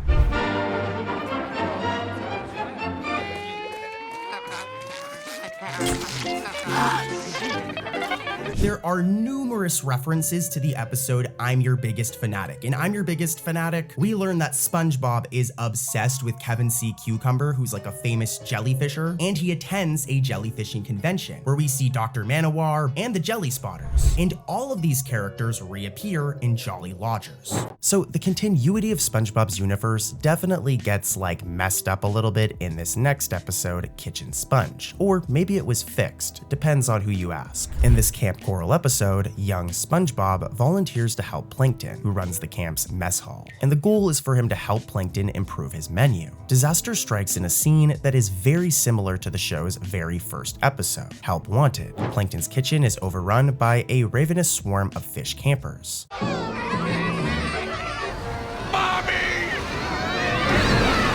A chaos that directly references the anchovy feeding frenzy from Help Wanted. The 1999 plot where the Krusty Krab was pretty much attacked by hungry anchovies. Here in Camp Coral, it's a fun reversal. Plankton experiences the same sardine-style stampede that Mr. Krabs once did. A really cool nod to SpongeBob's origin episode. Later, Plankton decides quantity is the answer and concocts an army of Krabby Patty creatures to serve everyone. And this is another reference, as these living patties are nearly identical to the patty monsters from another SpongeBob episode, Dream Hoppers. Here's a side-by-side, and it's not exact, but it's pretty close, and I think this is a reference. In fact, the concept of sentient Krabby Patties causing mischief first appeared in Dream Hoppers, and Kitchen Sponge brings it back, showing Plankton unleashing a legion of googly-eyed burgers. Now I'm hungry. All of this, though, is light compared to this episode's ending, which has a very big moment for SpongeBob continuity. One big debate at this time was how Sandy could have been a part of Camp Coral, right, which is a prequel series to SpongeBob, when there's an entire episode in season 1 of original SpongeBob showing how Sandy and SpongeBob met. And in that episode, it's very clear they've never met before. So,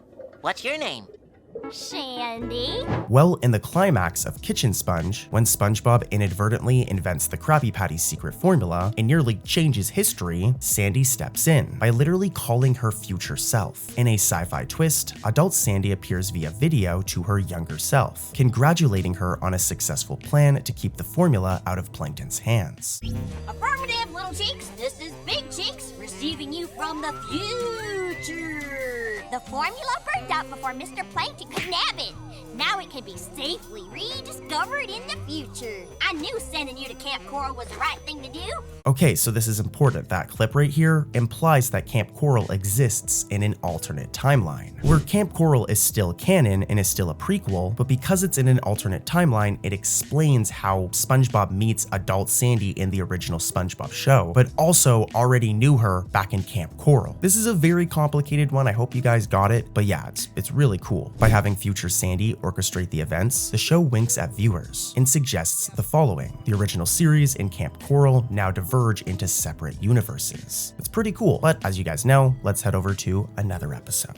In the season 6 episode, Krabby Road, Plankton creates an entire band just to steal the Krabby Patty secret formula. Now it's a good episode with some great moments. And if we watch closely during the episode's opening, we can spot an interesting season 3 Easter egg. In the episode, No Weenies Allowed, SpongeBob struggles to get into a new bar called the Salty Spittoon due to it only accepting the toughest of the toughest fish. SpongeBob is forced to wait in line with some of these tough fish, but this isn't the last time we've seen them. In the opening of the season 6 episode Krabby Road, they make their return, thus making for a fun little season 3 reference. They're in jail now, so I wonder what they did. In season 14, we got a really cool episode, Creep Away Camp, which technically was a crossover episode with Camp Coral, where SpongeBob and the rest of the gang get stalked by this mysterious figure while they attend a Camp Coral reunion.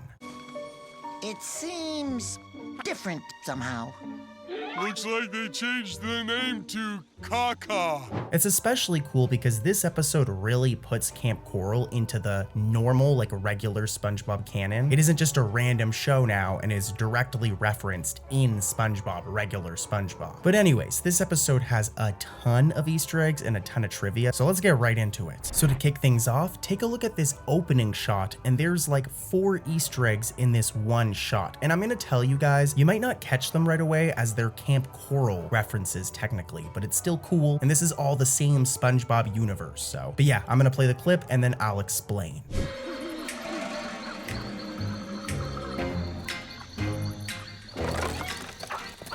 Like I said, 4 Easter eggs in one shot. For one, we have Moe's possessed intertube. This was originally in the Camp Coral episode Boo Light Special. Here's a side-by-side. Sandy's helmet from Helter Shelter, the Squidward-shaped rock from the episode In Search of Camp Nudist, and Patrick's shelter from the episode Squishery. Like I said, those were Camp Coral references, so you might not have caught them, but if you're a fan of OG SpongeBob, you'll definitely catch this next one. Let's take a look and I'll explain afterwards.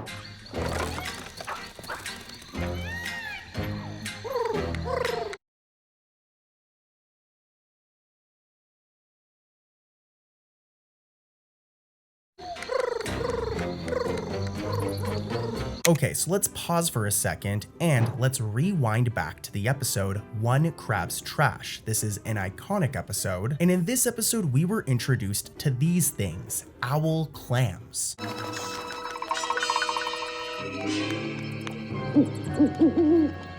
Remember these things as they pop up again in Creep Away Camp, making their first reappearance in like over 20 years. These things only ever appeared in the episode One Crab's Trash, and as you can see, they appear here, devouring the invitations, making for a really cool reference. And here's another Easter egg. This one is really, really cool.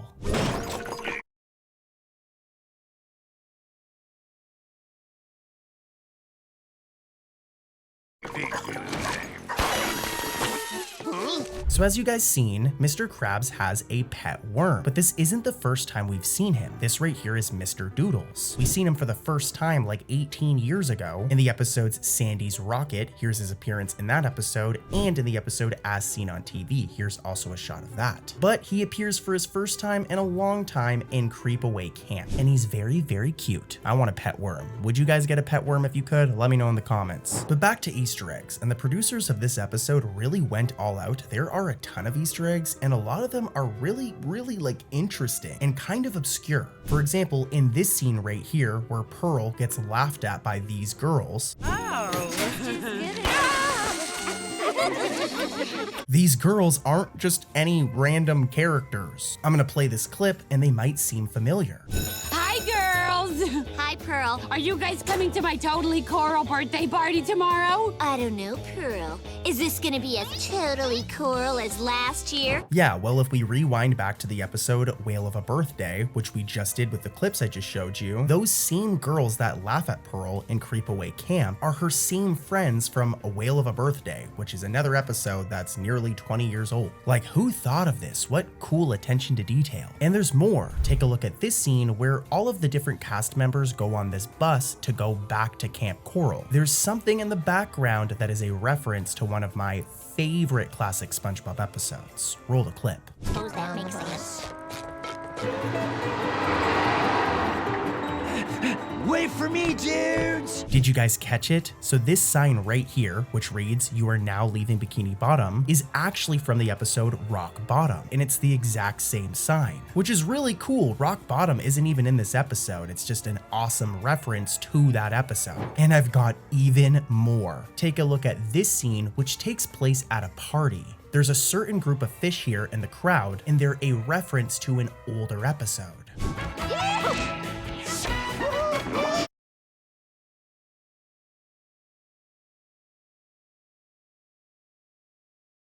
Who remembers the nudist colony of fish from In Search of Camp Nudist?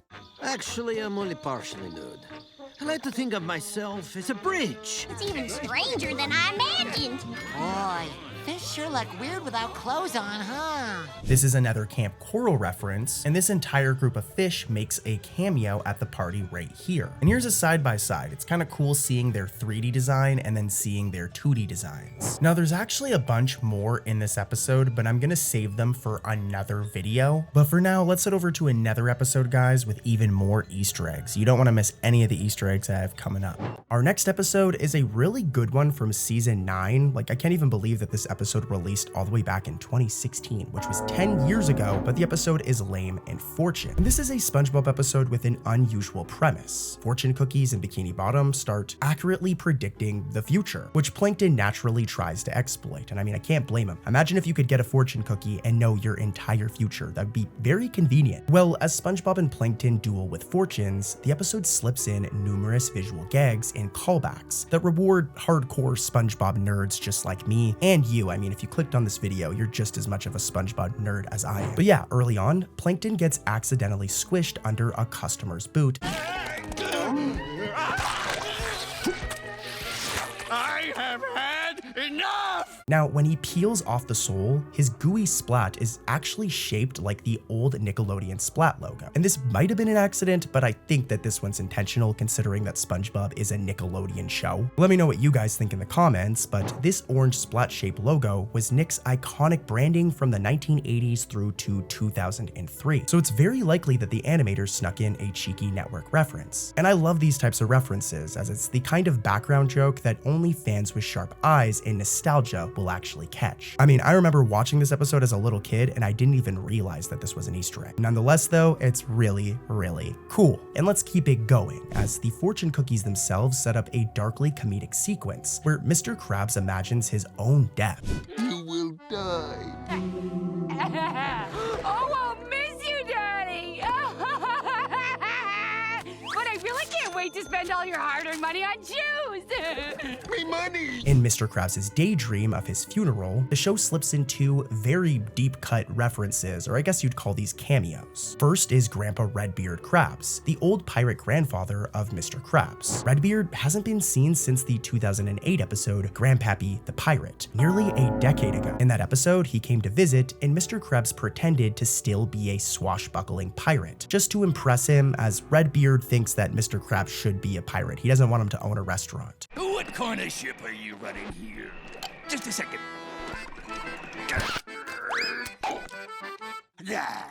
I've smelled a lot of stinky things, but nothing smells stinkier than a lie. Redbeard's quick appearance among the funeral attendees in Lame and Fortune is a reward for dedicated fans. For one, it confirms that Redbeard is alive and well in canon, and actually cares about his grandson. It's good to know that he'd go to the funeral. But yeah, also, a fun fact, this was only Redbeard's second ever appearance, making it a true deep cut. But there's actually more going on here. I wonder if you guys already spotted it, but don't worry, Cartoon Corey's got you covered. As during that same funeral, we can spot one of Mr. Krabs' 3 little nephews. These nephews, a nod to classic duck nephews, Huey, Dewey, and Louie from DuckTales, were seen extremely briefly in the episode Stanley S. SquarePants as part of like a quick throwaway gag. Like they weren't like actual characters, they were just there for a joke. I even turned down my own 3 adorable nephews. But Uncle Krabs, they solve mysteries. How go solve the mystery of why you didn't get the job? In Lame and Fortune, one nephew, I don't know what happened to the other 2, can be seen right here, and it's such a blink and you'll miss it Easter egg that casual viewers would probably have no idea who this kid is. This was one of the character's first appearances in like 9 years, proving that somebody on the crew remembered that one-off joke and decided to include it. But let's keep it moving. As Plankton pursues the fortune cookie scheme, there's another sly cameo. In the chum bucket, we see a large green sea cucumber's leg among the crowd of customers, lured in by Plankton's fake fortunes. Well, that leg turns out to belong to Kevin C. Cucumber, the pompous leader of the Jelly Spotters Club from one of my favorite episodes and a classic banger episode, I'm Your Biggest Fanatic. Hi, Kevin. Hi. What is your question?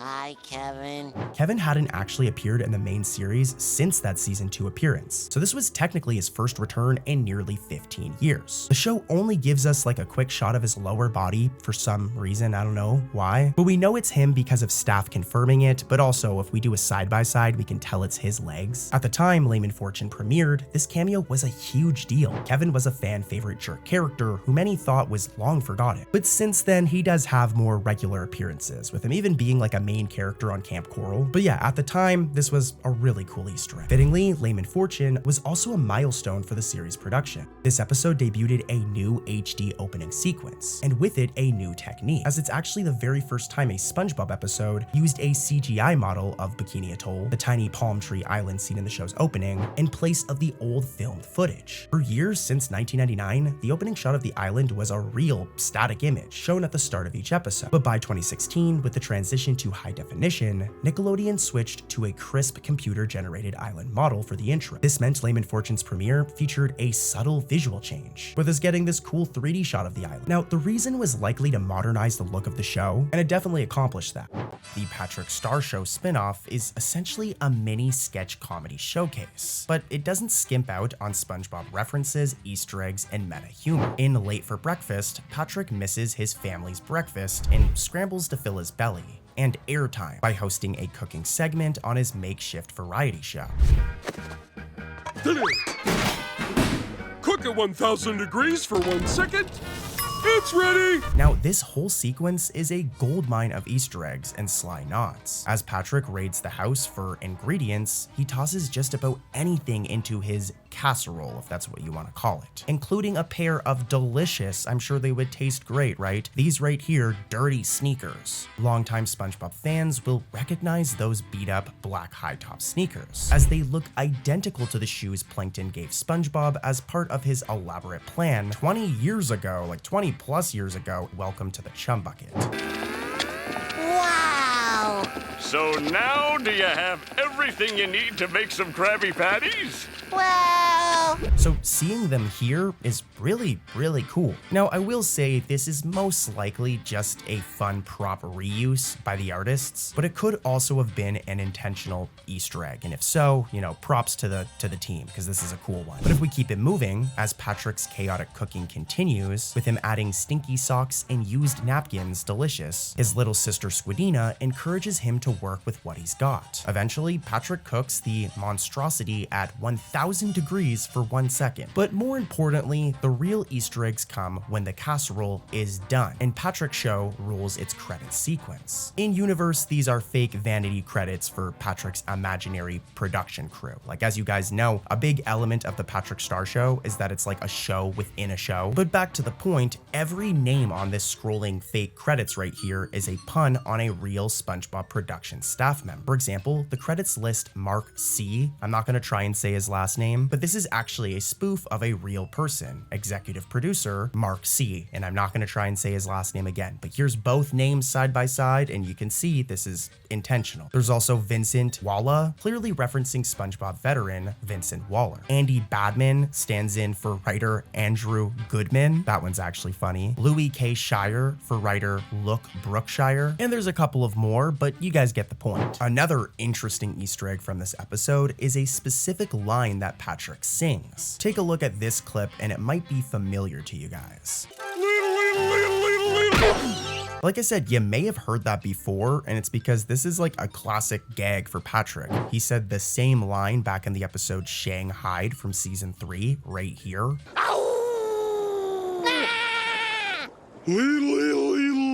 And he also says a similar thing in the episode You Don't Know Sponge. If we fast forward to this scene right here, and I'll play the clip. Oh, it's Patrick!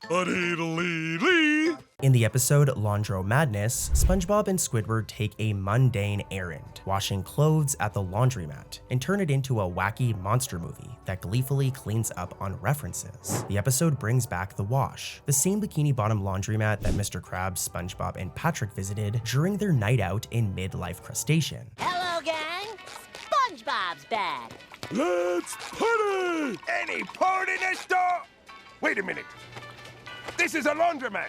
I guess the writers in season 16 really like this episode, Midlife Crustacean. It's a good episode, man. Remember when Mr. Krabs stole his own mom's underwear? That's a story for another day, but let's keep it moving. Die Hard fans will remember that in that season 3 episode, the trio's big evening of fun ended up turning into doing laundry at the wash. As you guys have seen in my more recent videos, and even in this one, this seems to be a big trend in recent seasons, is them taking locations or characters from older episodes and making them a part of the world of SpongeBob instead of them just being one-off locations. For example, this wash place was just a one-off location in mid-life crustacean, so it's cool that they're making it like a part of the lore. But let's keep it moving. As the episode progresses, and after an intense cycle, SpongeBob triumphantly presents Rube's freshly cleaned hat, and in that moment, he strikes a familiar pose. His face is the spitting image of the goofy, anticipatory grin he showed in the Krusty Krab training video episode, when waiting for the narrator to reveal the secret formula. It's the same wide-eyed, toothy face full of excitement, and fans of that classic training spoof will instantly recall SpongeBob quivering with that exact same expression. Here's a side-by-side, and yeah, like you can see it. This is a really cool reference, but of course I've got more. The mundane soon turns monstrous as an overloaded washing machine comes to life, assembling itself into a sudsy giant. Informing its body, it grabs odds and ends from around the laundromat, and one of those items had SpongeBob fans cheering: Patrick's high-heeled boots. Oh yeah. The washing machine yanks a pair of women's stiletto boots, and we see that they're the exact same that Patrick donned in this iconic scene from the original SpongeBob SquarePants movie.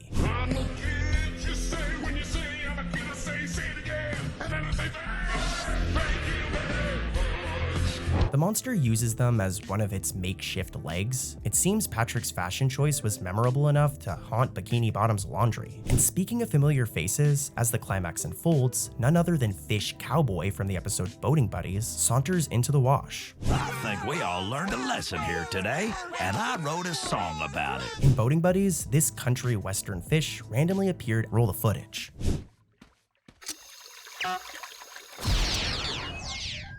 I never will understand these city folk. Laundro Madness brings him back for an encore, as at the end, as everyone celebrates defeating the laundry monster, this cowboy strums a guitar and sings a twangy tune called Wash and Dry. It's the same character and same gag, now hilariously repurposed for a laundromat victory song. It's an Easter egg that could easily fly under the radar, but for those who remember the random cowboy singer, it's a really cool surprise to see him return. It's random, but it's really cool. Finally though, the showrunners couldn't resist one more tongue-in-cheek reference. Throughout the episode, a bright orange and blue detergent box is visible right here, and its design and color scheme are unmistakingly evoking from the famous Tide laundry detergent brand. And I mean, come on, this one's obvious.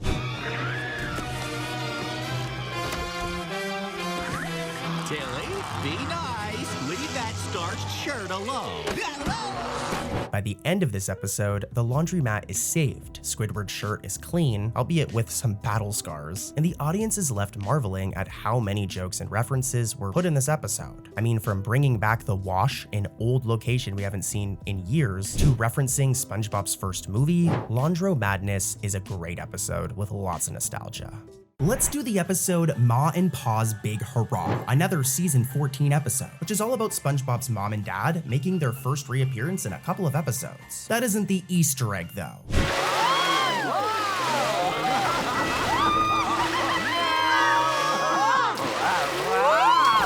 So this one's debatable, but this seems to be a reference to the season 5 episode Roller Cowards. In this episode, SpongeBob and Patrick want to ride a new roller coaster at Glove World, the Fury Fisto Pain. It pretty much like kills people, but they really want to ride it. Now, in Ma and Pa's Big Hurrah, as you guys saw, when SpongeBob and his parents are at Glove World, they skate on a roller coaster that looks like pretty much identical to the Fury Fisto Pain. It isn't confirmed to be an Easter egg, but let me know what you guys think in the comments. I think this is an Easter egg. In the episode Making Waves, Mr. Krabs desperately needs a vacation away from the Chum Bucket's madness, which makes sense. I mean, he has to deal with Plankton doing all sorts of ridiculous stuff all year long. So he sets off on a luxury sea cruise, only to discover that Plankton has also booked the exact same trip. And worst of all, they're actually forced to share a cabin due to there being a mix-up on the cruise. As Mr. Krabs explores trying to find his room, the episode greets fans with a gallery of background Easter eggs, and they're all really cool. Like for instance, a wanted poster on the bottom floor right here features a very rare character, none other than Iron Eye, one of Mr. Krabs' old Navy buddies from the season 4 episode Shell of a Man.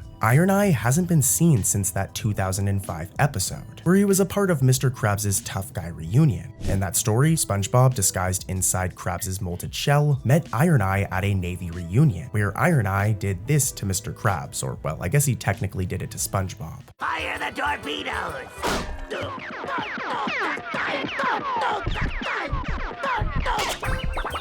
Later in the episode, Iron Eye also revealed that his intimidating metal eye was actually made of formica, while he and the other macho sailors confessed their own insecurities. Well, seeing Iron Eye's face on a cruise ship poster and making waves is a deep-cut reference, especially for nerds like me, who watched the show growing up, as it playfully implies Iron Eye might be up to no good, hence the wanted part. It'd be cool to see what the dude's been up to after nearly 2 decades off screen, but let's head over to another Easter egg. Real quick though, guys, I just want to say I'm one of the only non-AI SpongeBob sleep channels on YouTube, so please subscribe. I'm like a real person. This is my real voice. You can actually probably hear that I'm kind of sick right now. I just played a show. Here's a picture from my concert. That's me right there. So my voice is a little shaky, but please subscribe. I'm more showing that so you guys know I'm a real person. I'm not one of those crappy AI cartoon channels. So yeah. And if you're wondering why I sound so sick, that's why I got sick after the show. But anyways, back to the Easter eggs. Entering the cabin hallway, Mr. Krabs fails to notice a pair of creepy grinning toddlers holding hands in the corridor. And if they look familiar, that's because they are. Longtime viewers will recognize this spooky duo as a nod to the toddler from the episode Escape from Beneath Glove World. In that season 12 episode, SpongeBob and Patrick encountered a little boy, notably the youngest inmate in Glove World's underground jail, who kept wandering off and leading them on a chaotic chase throughout the crazy theme park.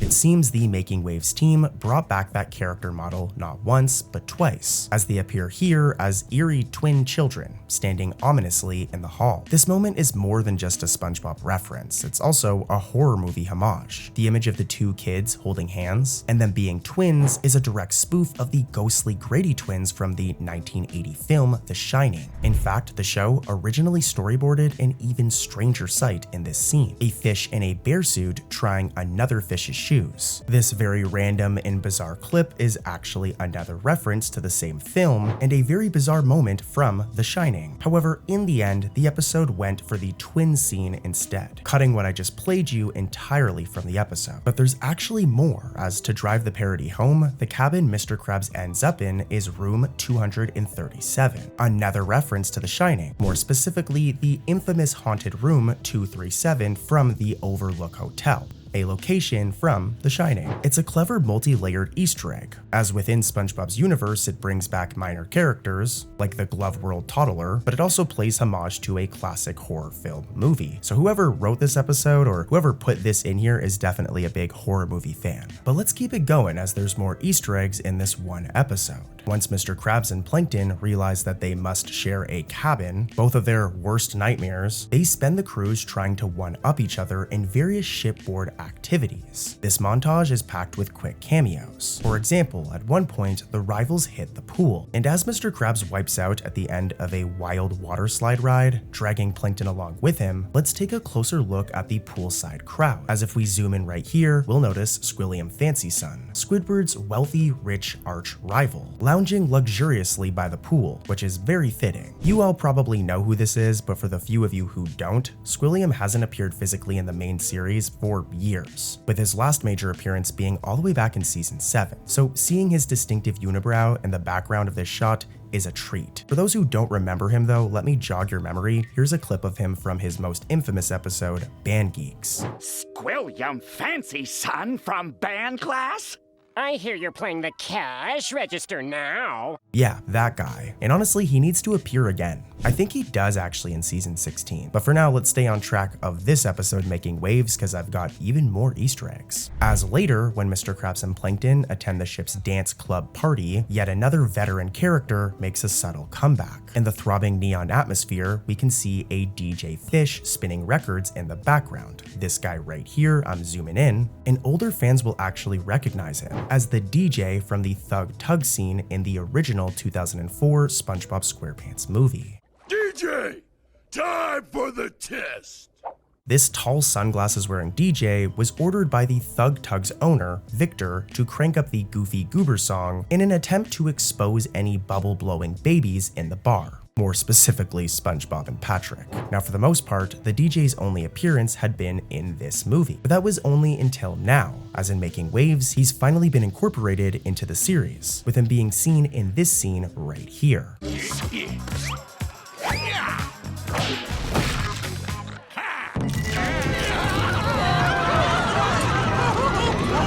It's a blink and you'll miss it Easter egg, as he's only seen briefly when Mr. Krabs and Plankton hit the dance floor, but it's a satisfying one, as it turns out the Thug Tug DJ has found a new job. He's got a new gig. Now here's the thing with this episode. Not every planned reference made it to air. For example, Making Waves had a particularly dark visual gag that got cut during production. In an earlier storyboard, Krabs and Plankton's rivalry escalated to them riding on firework rockets, which ultimately crashed into a family on deck.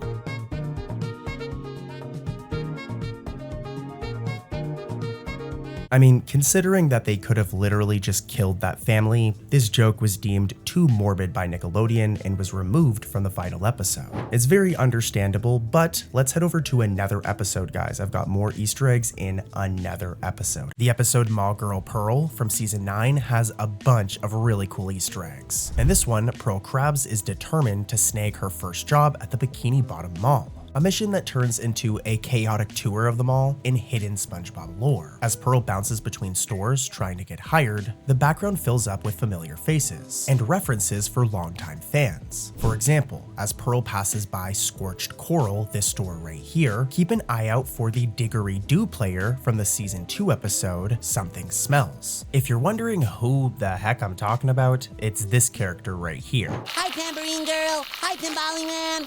Hi, Didgeridoo Player. It's been like 20 years since we've seen this character. That all changed in Mall Girl Pearl. The character would also pop up in the season 13 episode Sea Urchin and Snail Fail during this scene, making his second appearance in like 20 plus years. Look at all those people.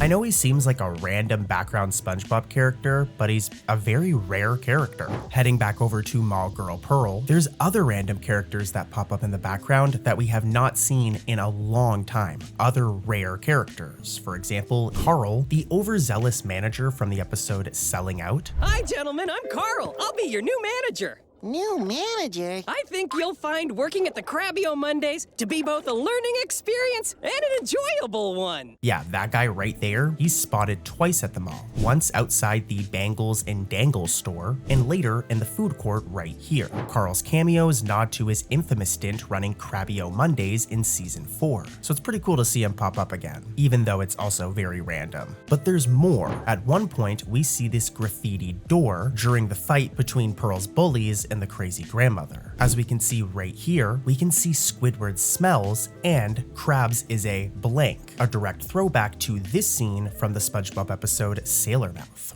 Squidward smells. Good. Krabs is, Do you kiss your mother with that mouth? well, sometimes, but not recently. Even SpongeBob himself only shows up in a blink and you'll miss it moment. He has just 3 quick cameos, which is kind of crazy that he was making cameos in his own show, but I guess it makes sense. This episode is all about Pearl. And there's more background cameos as well, by the way. If we look over here, we can see Mermaid Man, Barnacle Boy. If we head over to this scene, we can see Bubble Buddy. And if we take a look right here, we can find the health inspector from the iconic episode Nasty Patty. I'm going to need you to bring me one of everything on the menu. Excellent choice, my darling. Coming right up. Whoever wrote this episode definitely knows their SpongeBob lore, because it's really cool to see all of these characters that we have not seen in a long time popping up.